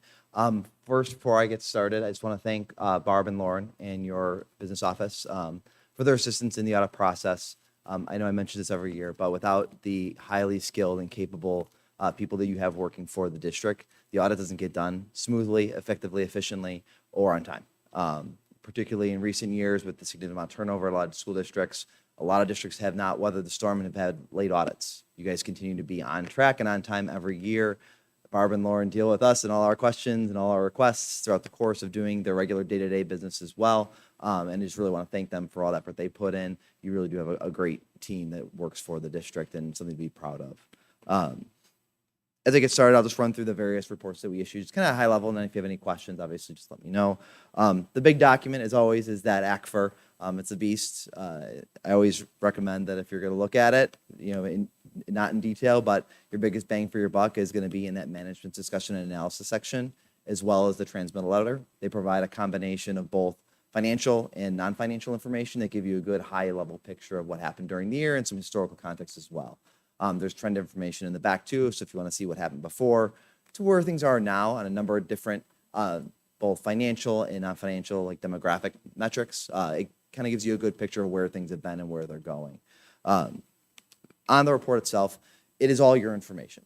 The only information that comes from us, kind of our voice, is that 3 or 4 page independent auditor's report opinion. What that is basically us saying that we've evaluated the information in your ACFR and said that it's materially accurate, and we can provide what's called an unmodified opinion, which is the highest level of assurance we can provide. Long story short, that means we don't look at every dollar or every penny, but the information there gives you a true and accurate depiction of where the district's financial health is. So you can rely upon that information when you guys are making decisions from a financial perspective, as well as other readers of financial statements understanding where the district's financial health is as of June 30th. Only a couple things just to note that are a little different this year. There was a new standard went into effect. It's not a major one, at least for you guys, but the way lease arrangements are recorded is changed for the district. That means all those cell tower leases where you have the phone companies come in and put various equipment on your lights and buildings. In the past, you recorded that as cash in is when it came in. Now it's showing up as a receivable. It's recognized when those agreements kind of occur, and some just different accounting related to that, some new information related that's in there. So if you're looking at it in more detail, you might see some new information related to that. And it is called out in our opinion, so just want to point that out. Another thing I'm pointing out really to everybody this year is the pension funded status. It's kind of at the peak on this report because that information is kind of stale, if you will. The municipal IMRF pension fund, that's as of 12/31/21. The TRS, the Teachers Retirement System, that information is as of June 30th, 2021, when the markets were strong. 2022 obviously has had significant significant downturn in the markets, which means investment values are going down, which means all the pensions are seeing declines in their values of the holdings they have. So you're seeing the IMRF being overfunded at 123%, TRS at about 45%. We'll expect to see those numbers going down next year. What that means over the course of time, as the market continues in its whatever path it's going on, could result in the next couple of years some increase in the percentage of contributions you're required to make to the plans. It takes a couple of years for those to hit, but just something to keep an eye out for going down in not necessarily 2023, but in 2024 and 2025 even. You'll see some of those ramifications, whereas we're seeing the positives right now in lower rates, generally speaking, in terms of contributions. You're going to see that go up. So just something we're pointing out because it's kind of a bit of a disconnect because of the timing there. So just something to be cognizant of. Really, other than that, you guys have seen the numbers. You get reports from your finance office, so I won't get into any more detail than the numbers. But the long story short on the act for itself is we provided a clean opinion, means you can rely on the information in there. Some of the other reports that we issued and worked with you guys on, first is the ICCB report. So some of the various adult education grants you get from the state, we're required to do certain work around that to ensure that not only that it's spent on the right programs, but there's some other compliance requirements related to attendance and the programs put on and a number of other things that ICCB requires us to evaluate. And glad to let you know we've provided a clean opinion on that, on those programs. So we had no findings related to that. Additionally, we spend a lot of time on your federal expenditures, called the single audit. This year, the program we looked at was the child nutrition cluster, which includes lunch, breakfast, all the different things you guys do from a food service perspective. And we, again, similar to the ICCB, probably even more in depth. We don't not just look at your spending of that dollars, but we also look at how your processes and controls around those programs are done to mitigate risk and ensure that you're doing everything in compliance with federal requirements. And we have no findings related to the program that we tested this year. A couple other reports from a statutory perspective. The ISB annual financial report. It's basically a regurgitation of the financial information in a lot of ways that is in the ACFR, with some other information included in it as well. The key thing to note in there is your financial profile score, which is a calculation ISB does based upon your financial health, and you have a score of 4.0, as you've had in previous years, which is the highest score that you can get. So that's great to see. We also issue an opinion on that to make sure that it kind of speaks to the ACFR, that the information in both of those reports are consistent with each other. One of the other statutory requirements is what's called the CIFER. It's the Government Accountability and Transparency Unit. For school districts, it is somewhat redundant because you already have ISB's report. Then there's another state agency requires another report that's being finalized right now, and we'll have a clean opinion on that when it's issued probably early next week. The last document that is issued, so all these other documents relate to how the district performed, what happened, and what the results were of that. The last document is that results and insights letter, which is really truly just us communicating to you as the board, as the governing body, how the audit went, giving you information on what our responsibilities are, what management responsibilities are, what our plan is from a very high level. The good news on that letter is boring is good, and that's a boring letter this year. So it's just a lot of required communications, no significant control issues, no disagreements with management, no really major items that we identified during the course of the audit that we were not expecting, which is good. Those letters, when they get interesting, that's not a good thing. So it is really clean. It really hits all the required communications to you on the results of the 2022 audit. Couple of other things I'll point out really quick in there. There is a page in the electronic version with a link to our website that has resources for the board. Some of it is pertinent, some of it is not. It rotates and changes on a regular basis. So if you want to check out some of that stuff, it's not just accounting related. It provides things related to all sorts of things that kind of fall in the purview of your governance. So if you're interested, we want to make sure that's available to you to look at from time to time. So the link is in there to the website that provides that information. And then the last thing is one of the final pieces of that letter is communication, not just the results of this year's audit, but in advance of next year's audit, some of the requirements and that we're required to let you know about. And really the key thing is reminding you that while we work with Barb and Lauren on an annual basis, we really work for you. You are who engage us and hire us to complete the audit, and we report to you like I am tonight. But we like to make sure that you're aware that we're always available. It's not just this annual kind of conclusion of the audit, but if there's ever any time that comes up where you have a question, concern, just want to know a little bit more, we're always available. Lauren and Barb know exactly where to find me at all times. So if there's ever any time you want to have a conversation with us, we're always available and want to make sure you guys are aware of that. With that, if you have any questions, Any questions? Mike, thank you for joining us tonight, and congratulations to you and your family. I know you have a new addition that just arrived last week. Yep. Thank you very much. Congratulations, and everybody. thank you very much. And thank you to Lauren and to Barb Peterson. They always answer our questions. They provide us with the materials that we need for board.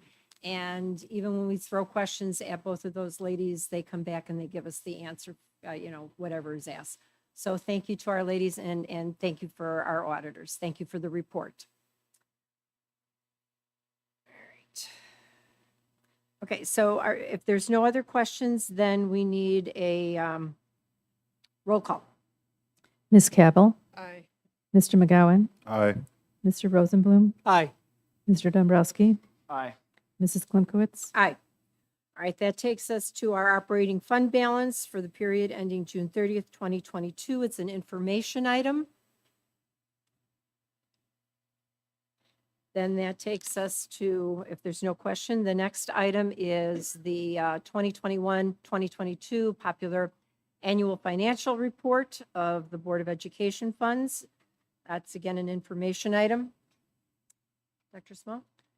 While the ACFR that we just heard about under Agenda Item 10A includes the information required with a complete audit, we have again prepared for the board and our community a popular annual financial report, or a PAFR, to facilitate informed understanding in a different format than the ACFR.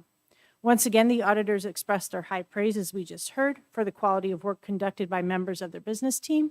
And I would also like to express our thanks to Barb Peterson, Sandy Imes, Lisa Achoyo, and Lauren Hummel for their diligent and highly accomplished work to conduct the review of our finances, to produce the ACFR, as well as Erin Holmes, the Director of Communications, and her team as they help with the design of the PAFR. Any questions or any? Okay. If there are none, then we move on to the student user fees introduction, and that's an information item. Dr. Small? This is the introduction to the fee structure for District 211 for the 23-24 school year. There is no action tonight, only information and preparation for the January meeting, where the board will then take action on the fees for the upcoming school year.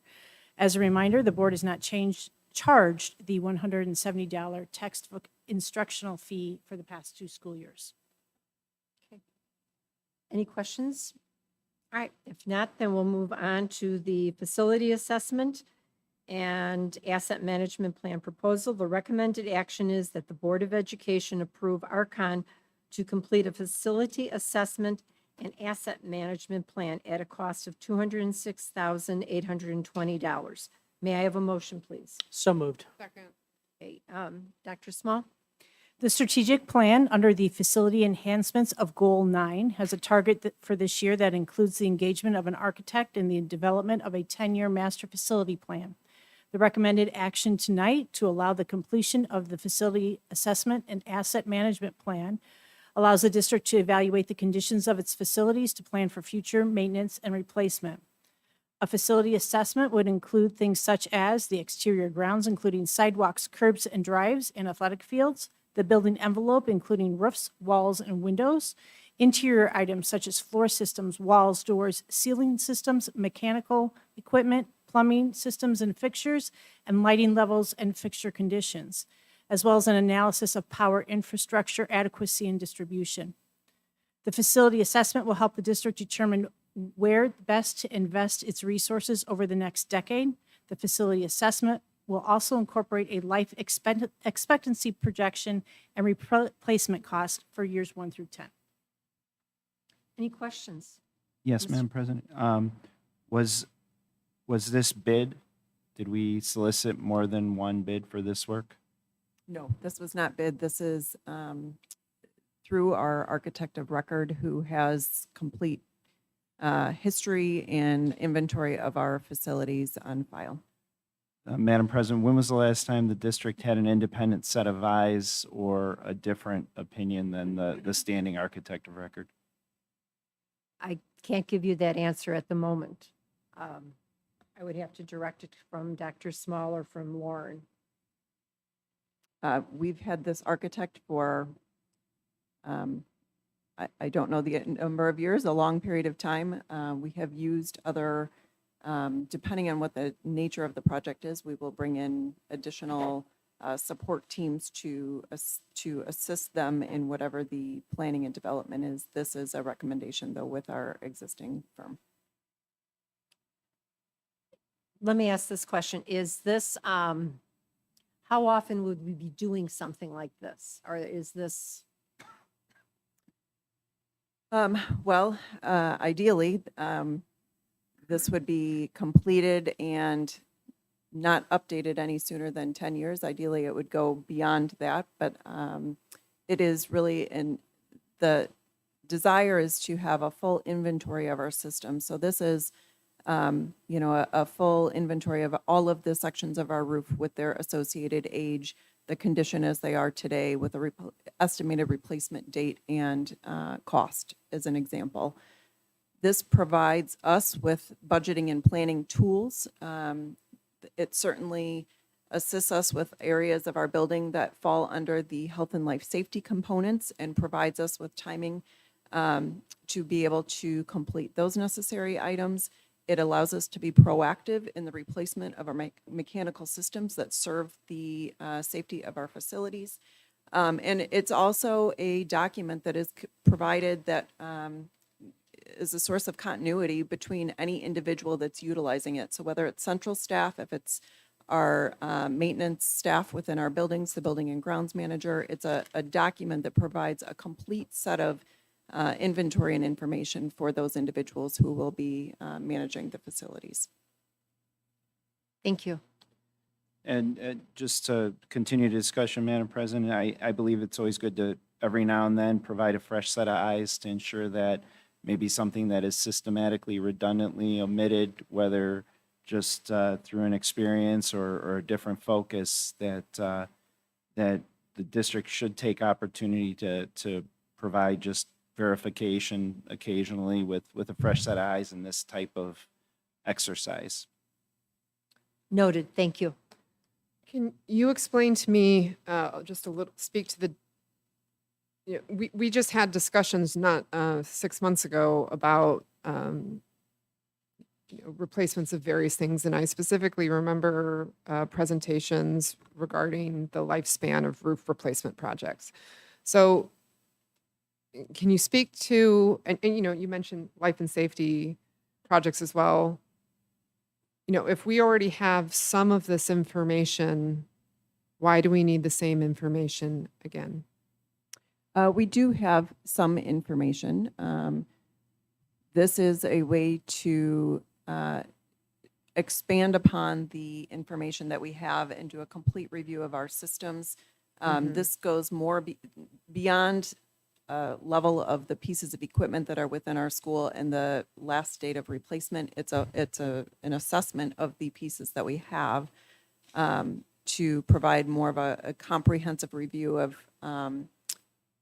where they fit within our long-term plan. This is a very important component for us to ensure that our financial projections are accurate with regard to the financial resources that we're allocating toward our building management systems that we maintain. Okay, I understand. I also understand that it's specifically directed as part of the strategic plan. So I understand all of that. I do agree that the next time something like this comes around, I would prefer to see a bid process.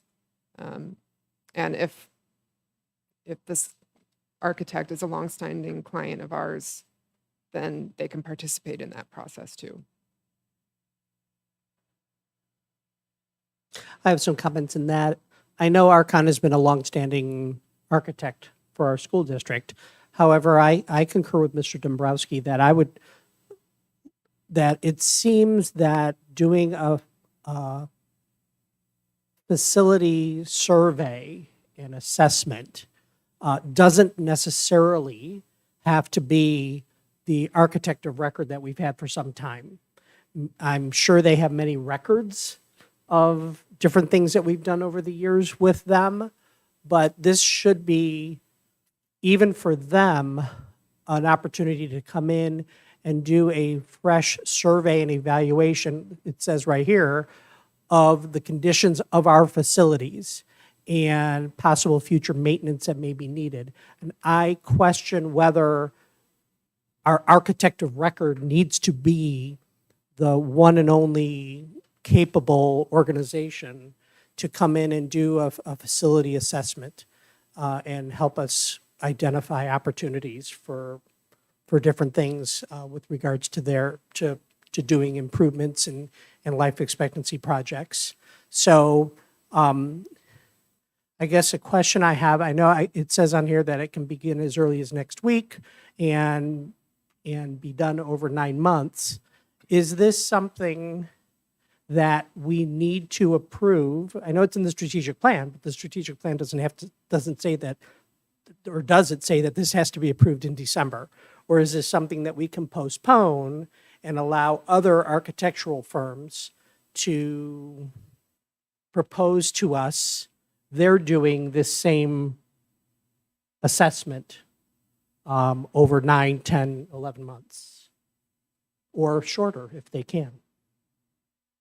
Can you speak to that, either Dr. Small or Lauren, in regards to that? I believe that the strategic plan says that it's a priority for this year. There is not a specific month that is tied to the approval of it. Our thought in the timeline is that, as I mentioned, it takes roughly, or it's anticipated to take roughly 9 months to complete, which gets us to ultimately, our goal is to present a final report to the board in September of next year, so that it provides us, that's about the window of time where we would start planning for that following summer's work.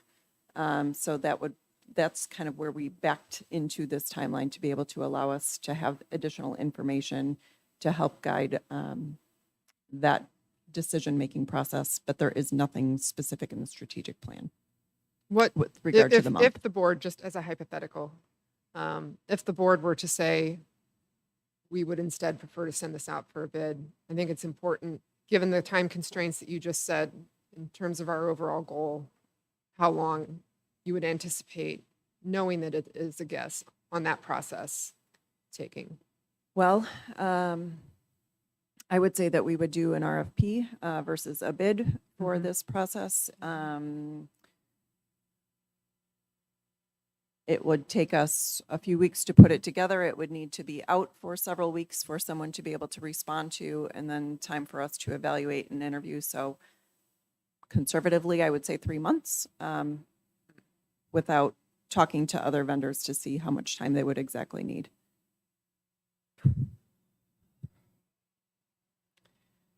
Right. Then, Ms. Cabell?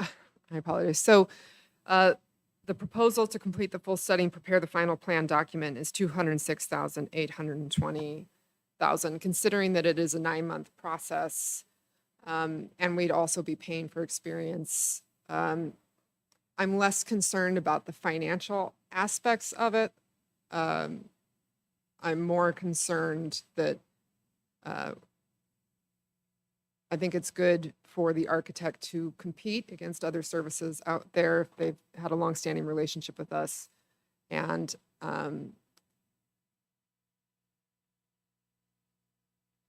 giving opportunity for new people with new eyes is also important. So I understand that if we did the bidding, you know, that is not an insignificant delay. So I don't know. It's like everything else that comes before us, it's a balancing act, isn't it? I have a question, and maybe that would help us, kind of make a decision here. What exactly would Archon be doing? Are they walking through our buildings? Are they looking at the blueprints of things that have been done? What exactly would they be doing and looking and? It's a little bit of both. So one of the benefits to Archon providing the service is that they have a springboard to be working from, because they have a full inventory of our systems and have a good understanding of our buildings with regard to just their general layouts and materials, what's, the structural components of our roofs and things like that that may not be as apparent to the eye as someone is doing a physical inspection. So there will be reviews of plans, there will be reviews, there will be a physical walkthrough of every square foot of our buildings. We've discussed how that would take place with them, either during off school hours or days where the district is completely closed, when they can easily get into spaces to be able to do the physical inspection components of it. We've talked about various testing, infrared testing, board some borings and things like that where they could test fields, those types of components that could also be done as examples to things that are not apparent to the, just to the eye as they're doing an inspection. Do you think this is a reasonable fee, or any idea whether it might be reasonable, too high, too low, right in the middle? Any idea? The fee is less than 10 cents per square foot. For a 9-month study, I cannot say how it compares to others, but that's approximately what the cost is per square foot. So it sounds like the answer is no. You don't know if it's reasonable compared to perhaps other architectural Yeah, firms doing the that's same what I said, is service. that I do not know what the So- comparable services would be. Dr. Small, I know we have our facility director here. Can we ask him to shed some more information? Sure, if you have some specific questions that Lauren can't answer or Ricky would like to add to, absolutely. Does the board have any questions of? Maybe Mr. Dombrowski can shed some additional light as an engineer on the board and perhaps some experience he's had in this type of work. My question is simply, this is independent of our life safety study, correct? It is. Right, and Archon typically performs our life safety study as well.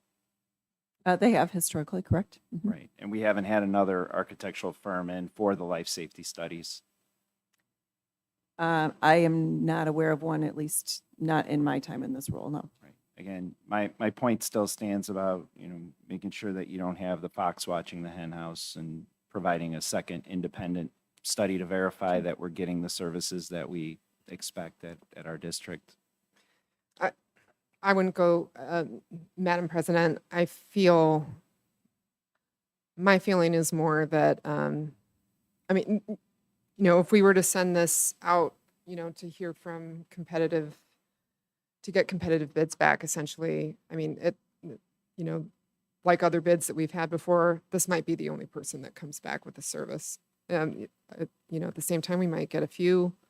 So I don't think, if this board were to say, we're going to go a different route instead of doing this tonight, we're going to accept the minimum 3-month delay and go ahead and send this through that process, that doesn't automatically mean that we're going to end up with, in a different place. We might go with this original firm. So I don't want to speak. I don't want to put the cart before the horse, because it feels like, yet again, we're having like two competing discussions at the same time.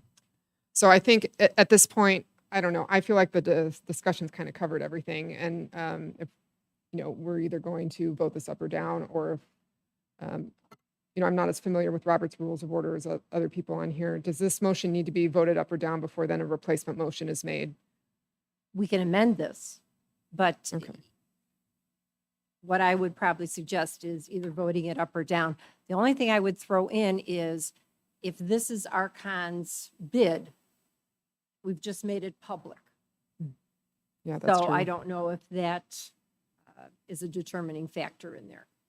So, and if they come back with a lower bid, are they then being, honest with us in regards to this, or are they trying to, secure our bid?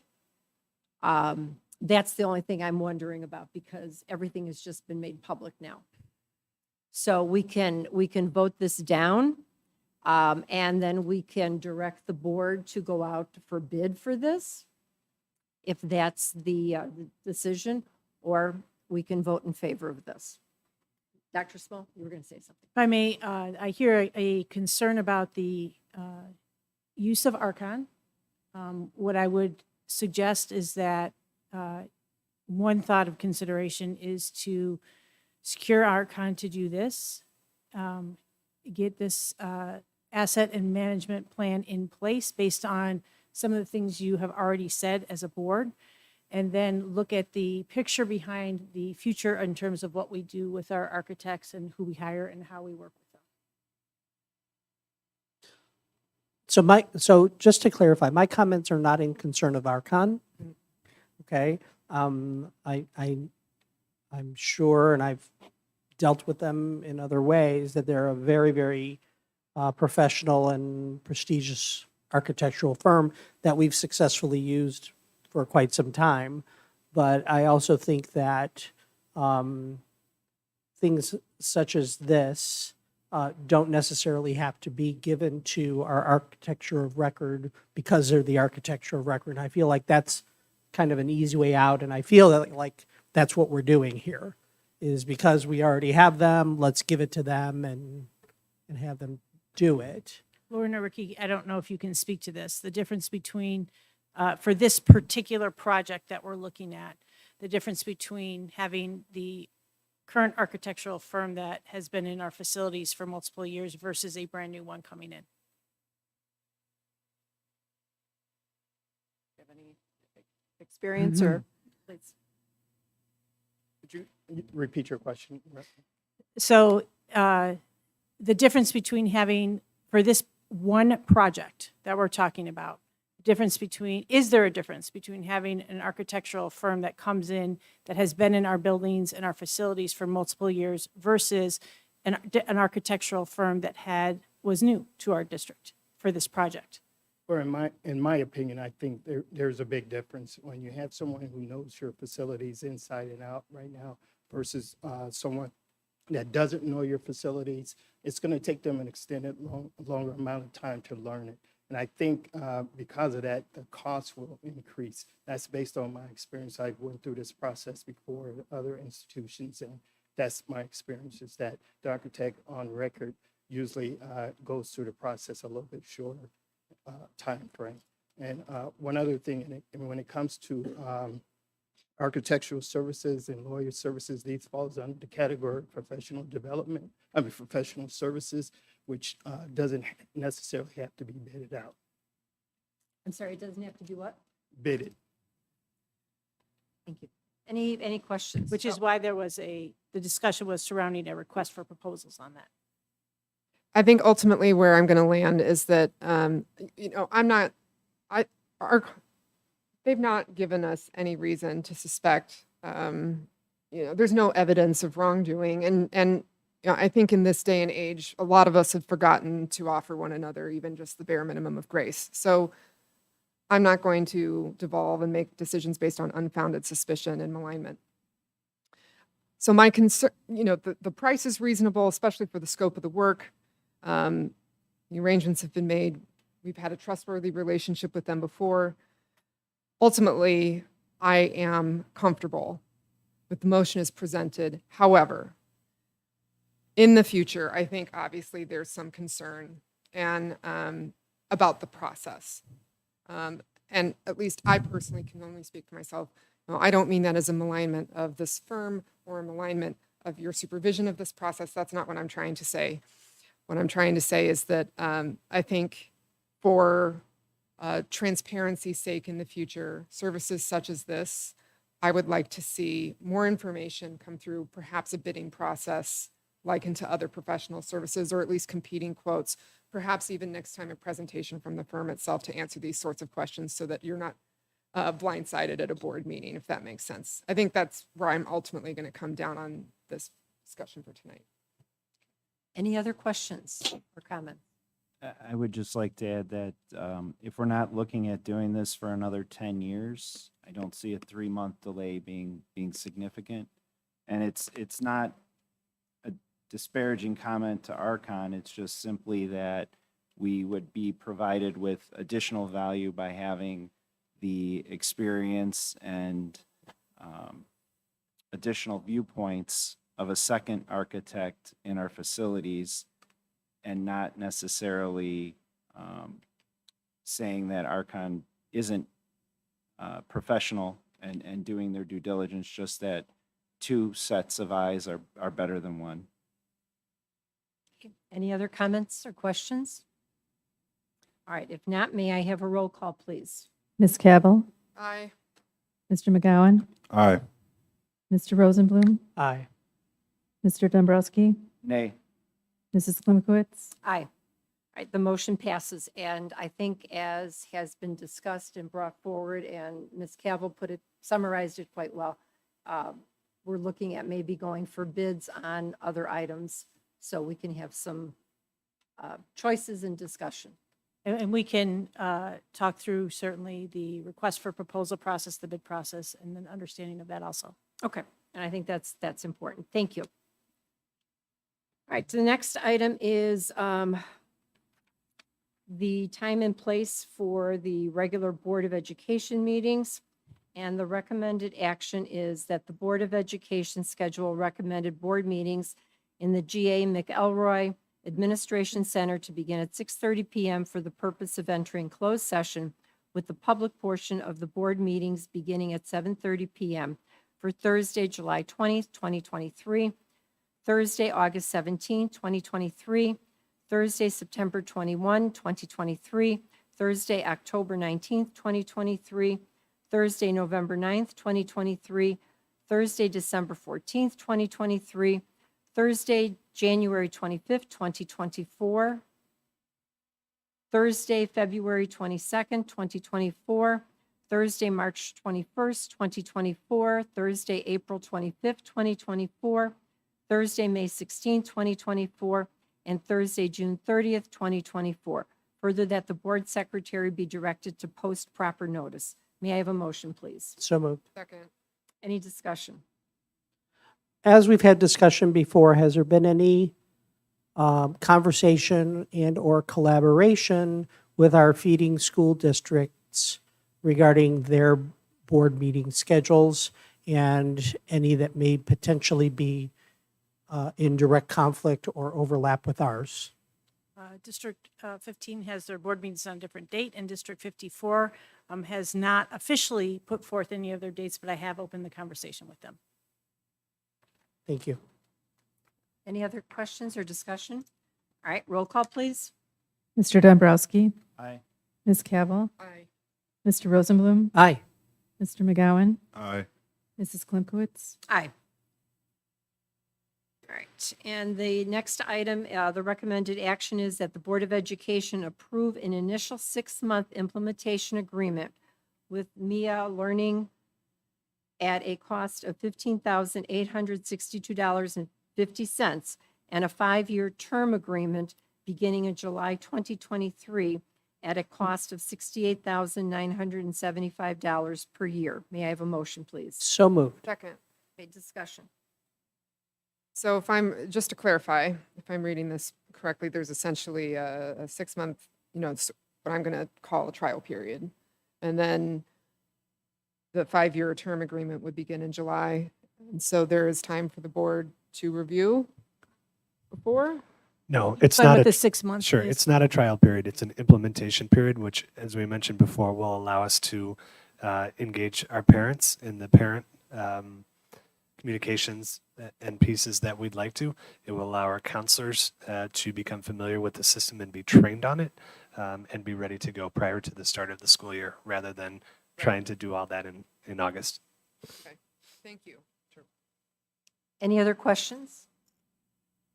Okay, if not, may I have a roll call, please? Mr. Rosenblum, Aye. Ms. Cavill, Aye. Mr. Dombrowski, Aye. Mr. McGowan, Aye. Mrs. Klimkowitz. Aye. Okay, and the next item on the agenda is, the recommended action is that the Board of Education approve the pre-approval form for the future expense reimbursement for Anna Klimkowitz and Steve Rosenblum to attend the Ed Red Legislative Dinner Meeting, January 23rd, 2023, as submitted. May I have a motion, please? So moved. Second. Discussion? Okay, roll call, please. Mr. McGowan, Aye. Ms. Cavill, Aye. Mr. Dombrowski, Aye. Mr. Rosenblum, Aye. Mrs. Klimkowitz. Aye. All right, that takes us to potential topics for future discussion, and I did have one from Ms. Cavill. Would you like to share it? I have one, potentially two now. So the first one that I want to bring forward is I want to request that policy JFCD, which is a policy regarding academic dishonesty, be reviewed by the policy committee. To explain to my fellow board members why I'm requesting such a thing. I want to make sure that our policy covers every sort of academic dishonesty, including AI-produced and AI-generated speech and text in particular. Because, technology changes so fast and is ever evolving, just in the last several weeks, I think the landscape for what various AI-generated software can produce, chatbots specifically. In this case, I'm referring to ChatGPT, requires such a review to make sure that our students understand that they are expected to produce original work. Dr. Small, any thoughts or comments? If that's in agreement with the board for that policy to be reviewed, Dr. Small? Certainly, the policy committee can look at it and make sure that the language is updated to reflect the current environment our students are living in. Okay, thank you. And the next one, I want to specifically respond to some. I'm sorry, is there consensus of the I'm board? so Because sorry, I jumped the gun. Consensus? Yes. Okay. Is Mr. it to add, Dombrowski? is it to add, I'm unclear because I heard two things. One was to add it to the board agenda and one was to send it to the policy committee. No one ever for asked review. for it to be added to the board agenda. I only asked that it be sent to the policy committee. Oh, I thought that's what the new business was about, adding it for an agenda. I'm sorry, I misunderstood. Sure.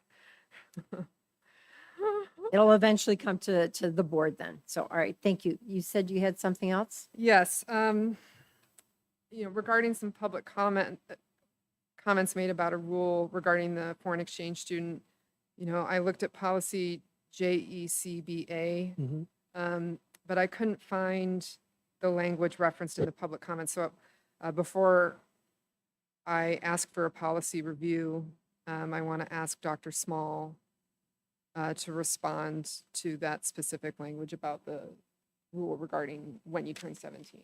Yes, so I will look into the procedures behind that.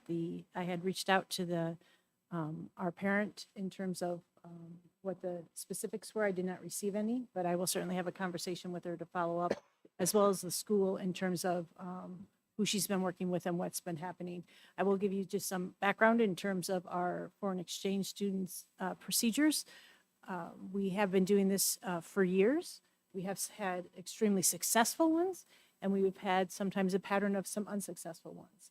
And typically, our procedures are put in place to ensure that we've done everything we can on our hand to ensure that the experience is successful for everybody involved. She did mention a company. We do require, as you would have seen in the policy, that the companies are pre-approved in terms of the ones that we allow our parents to work with should they choose to want to engage in the foreign exchange process. It is a long process and it is a intense process as the parent did describe. They do have to start early because there's obviously a lot involved when you're having a foreign student come over and engage in a semester or a full year of education here without their parents. Yeah. Okay. And just to clarify, as I understood it, state law requires that we provide an education to any student regardless of status, whether they're on a visa or undocumented or anything. So I don't think it would be, if I'm understanding correctly, I don't think the limitations on our end, because Illinois state law requires that, it would be a limitation outside of us. I will have to look into what visas we're talking about because there are multiple different types of visas. Right, but state law doesn't allow us to restrict based on any standing as far as citizenship or visa goes. So my question was about specifically the language referenced in the public comment about the rule cited by the parent about when the student turns the appropriate age. So that's the information that I'm seeking. So I can get the board additional information. Yeah. Is that what you're asking for? Yes. Right. If I don't know if those comments suggest that there's also a need to have a legal opinion about the issues raised by Mr. Dombrowski, I don't know. In terms of potential topics for future discussion, I was asking about a very specific issue, so I just want to make sure that that's clear. What I would ask is, let's allow Dr. Small to take a look at it That's and what I'm provide asking us with for. some information in regards to that, if that's. Yeah, that's and- what I'd and like. I know we have, want to make certain that all of our students, or whatever student comes here, has an appropriate education. Yeah. So let's find out what all of the details are in regards to that. So she will get that for us, please. I agree. And also there's a second policy, JECBA-R1, immediately following that, that lists the various programs that are approved foreign exchange programs.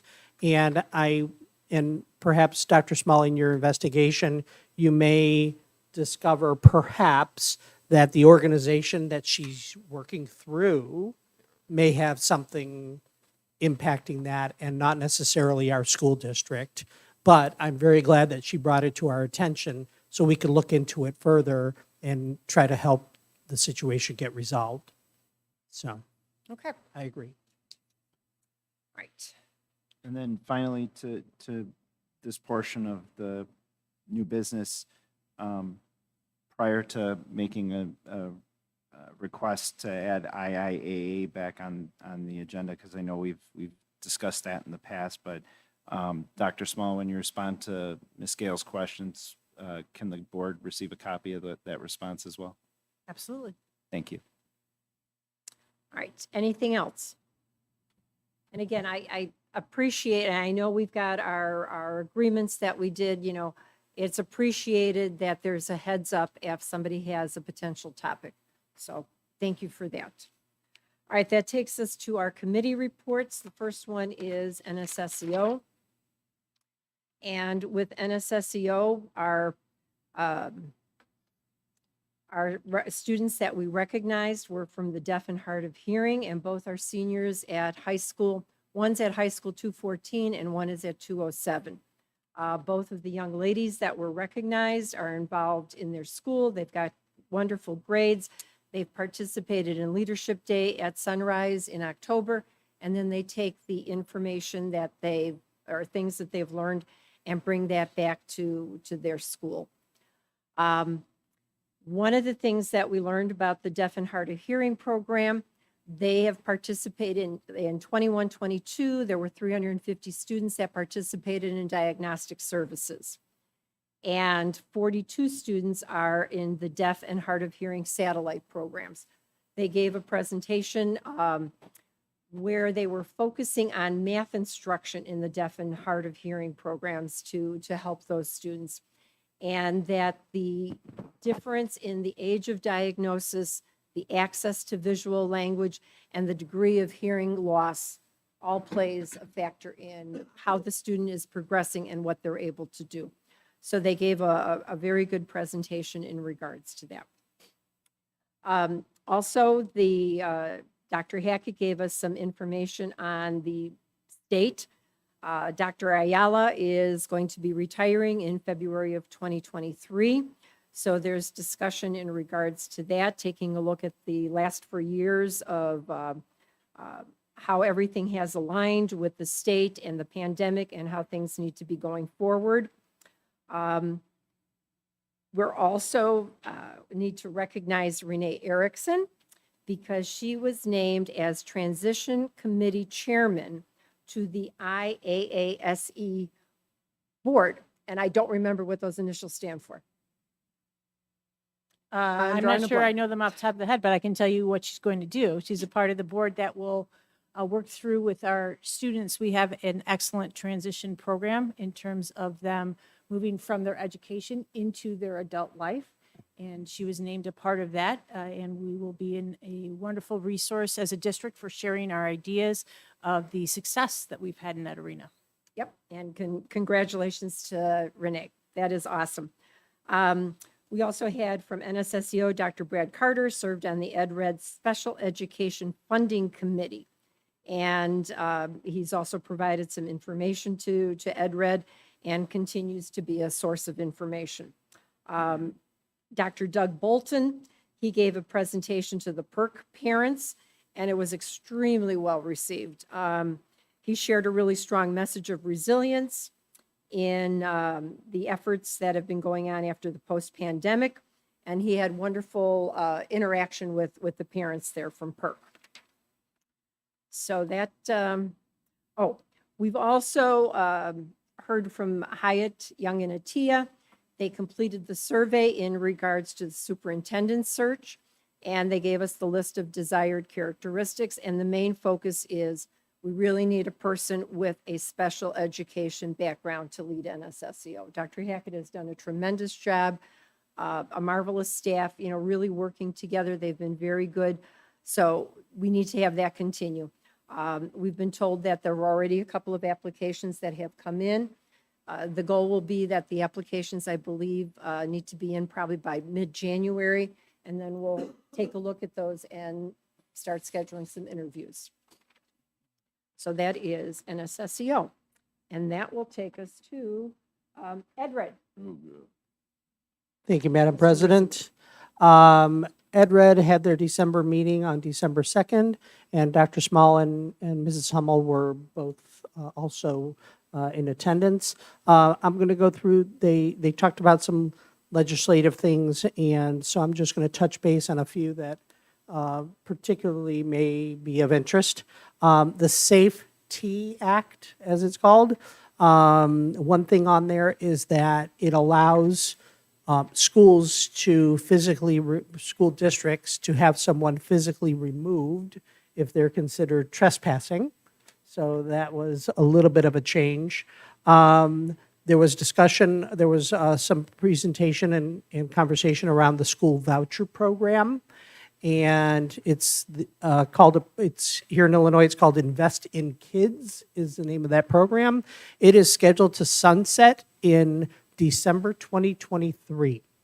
And Ed Red is advocating to keep the sunset as scheduled, to let that program expire. And essentially what it does is it allows taxpayer money to go to private and chartered schools. So as a supporter of public education, they're very much in favor of having that expire. There was some discussion around new arrivals and immigrants to our community and schools, and Ed Red is advocating with legislators to really encourage assistance for those individuals. The next meeting is February 10th, but before that meeting is the legislative dinner, and thank you to my colleagues on the board for approving mine and Mrs. Klimkowitz's expenses to attend that dinner on January 23rd at in Oak Brook. Thank you. Thank you. The next is the Administrative Board Policy Group report. We're looking at 4 policies, and one of them is the electronic devices, and that will come back it'll be the first reading next month at our January board meeting. Okay. And then that takes us to Community and Family Services report. Mr. Dombrowski or Mr. McGowan? Good, sir. I attended the November 21st POC meeting to the south. Jonathan with Greater Family Health provided information on the Drag Bingo event that's being hosted as an adult-only event, Wednesday, January 25th. Heather from the Bridge is taking referrals for counseling for 11 to 15-year-olds. They're looking for youth mentors for Palatine Township. Claudia from the Schomburg Library reported out on the start of the One Book, One Community. The book is This Tender Land. In February, there'll be a visit with the author at the Prairie Center. Ken from Church of the Cross mentioned that the closed closet is open and it's been expanded to children. Traditionally, they've only provided the closed closet for adults, but Lakeview no longer has the child program, so they're providing that. And Monica with ECC said they're enrolling new students for high school equivalency, and that they've filled up with English as a second language classes. That's kind of the latest report. Thank you. All right, that takes us to the equity report. I was able to attend, it was November 14th, and I love when we have the kids because they just offer a whole wonderful perspective. Part of the discussion was regarding course request process, and the groups were divided by parents, students, and the teachers that were there. And some of the points that parents brought up, they would like to be included in the selection of the classes a little bit more.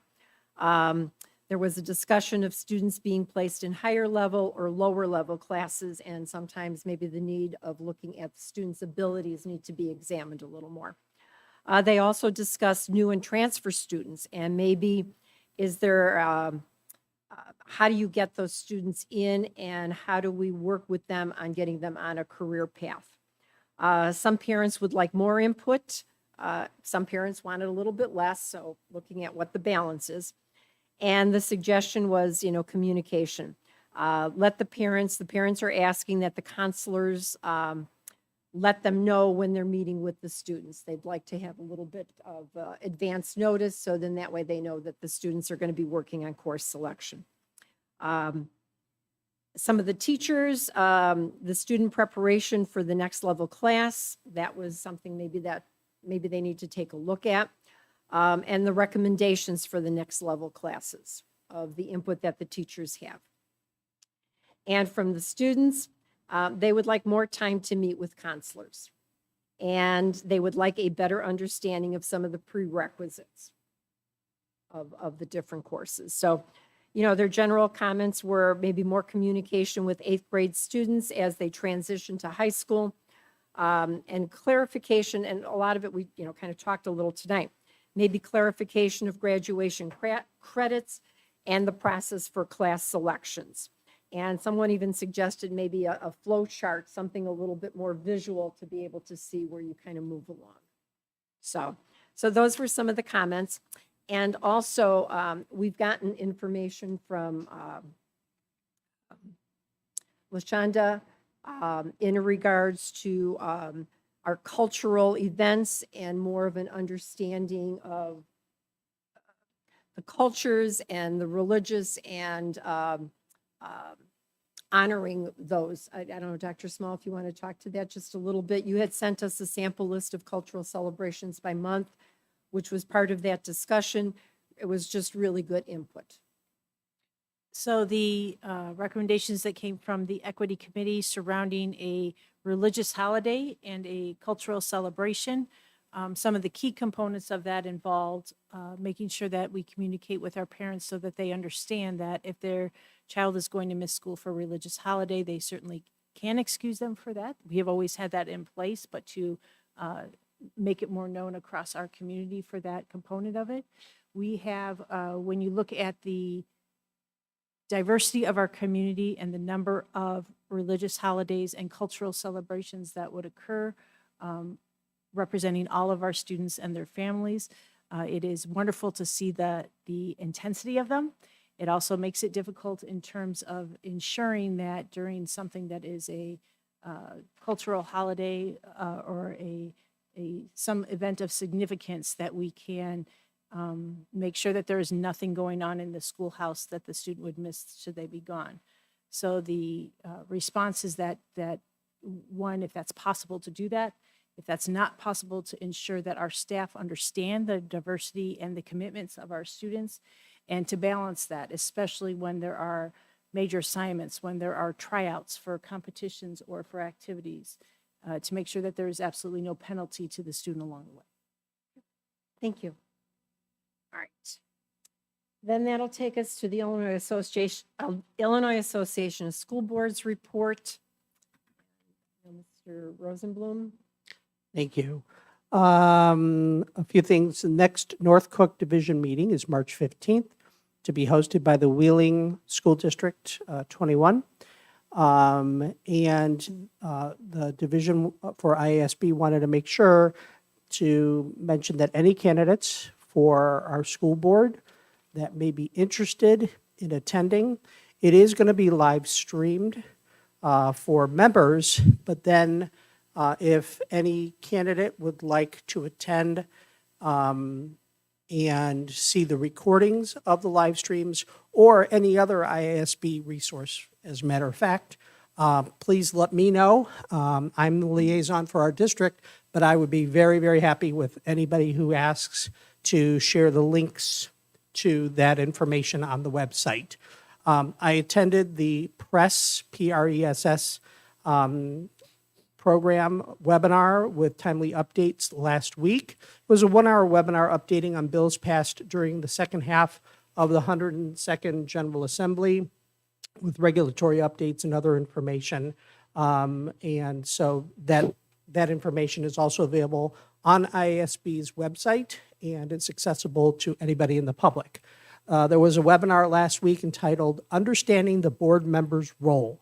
This is part of a webinar series that IASB has been providing for candidates interested in the school board positions. It included things like how to file your petitions, the dates and other things associated with running for school board. And this was called Understanding the Board Member's Role. It is an overview for elected school board member roles and responsibilities, an idea of what to expect if someone is successfully in the April election, and that is also available to the public on the IASB website. Last month was the III Conference and Delegate Assembly, and one of our board members did attend and represented us. So at this time, I'd like to pass it over to Mrs. Klimkowitz for an update on how that went. So you've gotten the minutes from the Delegates Assembly. I don't know if anyone has any questions in regards to it. If not, I'll keep going. No questions. Okay. The general sessions were very good. I'd like to just highlight 2 of the general sessions because I think it fits in very well with some of the comments and things that were made this evening and things that we deal with. For the first general session, there was a gentleman, and I'm hoping I'm not mispronouncing his name, Siku Andrews, and he uses his poetic voice. Very energetic, very dynamic, and he does presentations to various committees. He does presentations to Fortune 500 committees, or companies, with branding their image. And he uses what, in quotes, poetic voice. It's a category, cutting edge category of speaking that seamlessly blends inspirational speaking with spoken word poetry to help organizations tell their most powerful stories. And that's really what he did. And what he talked about was taking things to the next level. And he talked about resilience. And he also talked about, preparing for the unknown, which I thought was very interesting. Accept and transform, never rejecting something, taking the information or the ideas or concerns and take a look at it and see what you can do in regards to it. And he talked about children and how they learn and how resilient they are, and to prepare for everything that you don't know. Also learning how to relearn, and as being adults, we need to be doing that also. One of the comments he made was to learn from those outside of your area to get a new perspective. And one of our speakers this evening touched upon that and the importance of it. So I thought this was, just right on there. He also said we need to learn from students because they're wonderful teachers. He talked about connecting our stories with another person's story and create an opportunity for others to really find out about you and you to find out about that person. He talked about fostering empathy and people being bonded by a purpose. And what purpose does that experience produce? How can you work together that way? He also talked about the greatest resource is each person. So each one of us has a lot to offer. And it was really good. He was extremely energetic, and it was a wonderful presentation on really resilience. The second general session that I wanted to highlight is the author Amanda Ripley. And she writes about human behavior and change for the Atlantic, the Washington Post, and other publications. And her presentation was on high conflict, why we get trapped and how we get out. Again, she talked about, as our speaker mentioned, there's conflict going on and we don't listen to people sometimes. And that was part of what she said. Good conflict is asking questions. And there's good conflict. You get angry about something. It's a surprise. There's fidelity. There's curiosity. High conflict, that's where people show contempt for one another. There's rigidity, and they put people down. There's a lot of simplicity. She gave some examples, talked about, some of her experiences and things that she's been involved in helping people work through it. One of the things she pointed out was to get people out of conflict, you get them to talk it out and invite them out. She gave examples of gang members and how they've changed their lives and how they work with others. It was she was really moving and right on point, and given the times and how things have been going. She does have a book, High Conflict: Why We Get Trapped and How We Get Out. I think it would be worthwhile to take a look at it, and I plan on getting it, and I'll share whatever I can with my fellow board members. I did attend several of the workshops. One of them was about building resilience, student and educator wellness. It provided some information about statewide social, emotional, and wellness initiatives through the ISBE. And I'll share some information in regards to that. I'll put that in writing and get it out to the board members. So these were very exciting speakers that we had. Thank you, Mrs. Klimkowitz. So, several of us have attended these conferences in years past.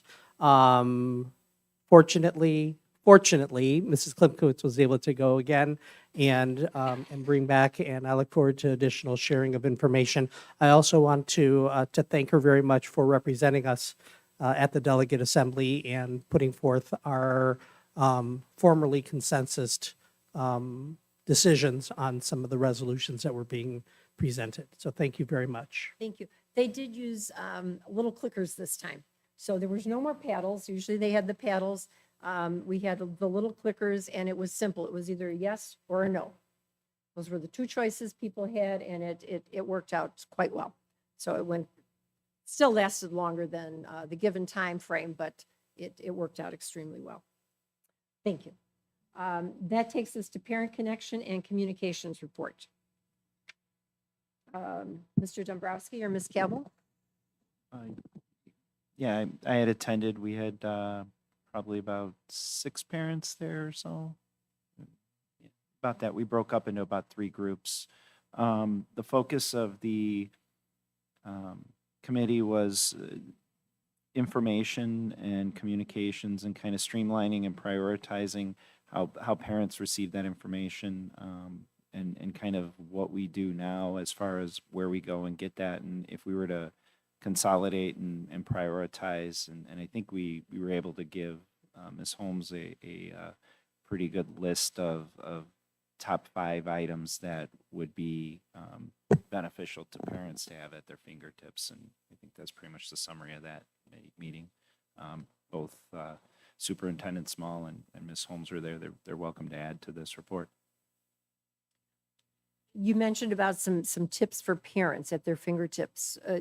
This was surrounding the app development, which is part of the strategic plan, is to examine it and see what needs we would need, or I'm sorry, what would we be looking for in an app to actually meet the needs of the parents. That's what he's referencing. Oh, thank you. All right, then that takes us to, there's an announcement with upcoming events, the calendars. And Since it is on our agenda, the closed session, the recommended action is that the board enter closed session to discuss minutes of meetings lawfully closed under the Open Meetings Act, appointment, employment, compensation, discipline, performance, or dismissal of specific employees, matter pertaining to an individual student, and collective negotiating matters between the public body and its employees or their representatives. May I have a motion, please? So moved. Any discussion? Okay. Roll call, please. Ms. Cavill? No. Mr. Dombrowski? No. Mr. McGowan? No. Mr. Rosenblum? No. Mrs. Klimkowitz? No. All right. Then that takes us to our last recommended actions. The first one being that the Board of Education accepts the retirement requests of Joyce Doyle, effective December 2023, according to the master contract of the District 211 United Support Staff. Laura Karbowski, effective May 2023, according to the master contract of the District 211 United Support Staff. And Tina Reimer, effective May 2024, according to the master contract of the District 211 Teachers Union. May I have a motion, please? So moved. Second. Any discussion? Roll call, please. Mr. Dombrowski? Aye. Mr. Rosenblum? Aye. Ms. Cavill? Aye. Mr. McGowan? Aye. Mrs. Klimkowitz? Aye. Next recommended action is that employee Sheila Takata be suspended for 10 days without pay. Further, that the board secretary notify said employee in writing of this action by the Board of Education. May I have a motion, please? So moved. Second. Any discussion? Roll call, please. Mr. McGowan? Aye. Mr. Dombrowski? Aye. Mr. Rosenblum? Aye. Ms. Cavill? Aye. Mrs. Klimkowitz? Aye. And the last item is that effective July 1st, 2023, Eric Hauser be appointed as Athletic Director of James B. Conant High School at a gross salary of $148,500. May I have a motion, please? So moved. Second. Any discussion? Okay, roll call, please. Ms. Cavill? Aye. Mr. Rosenblum? Aye. Mr. Dombrowski? Aye. Mr. McGowan? Aye. Mrs. Klimkowitz? Aye. And with no other business coming before the board president declares this meeting of the Board of Education adjourned at 10:17 PM. Thank you.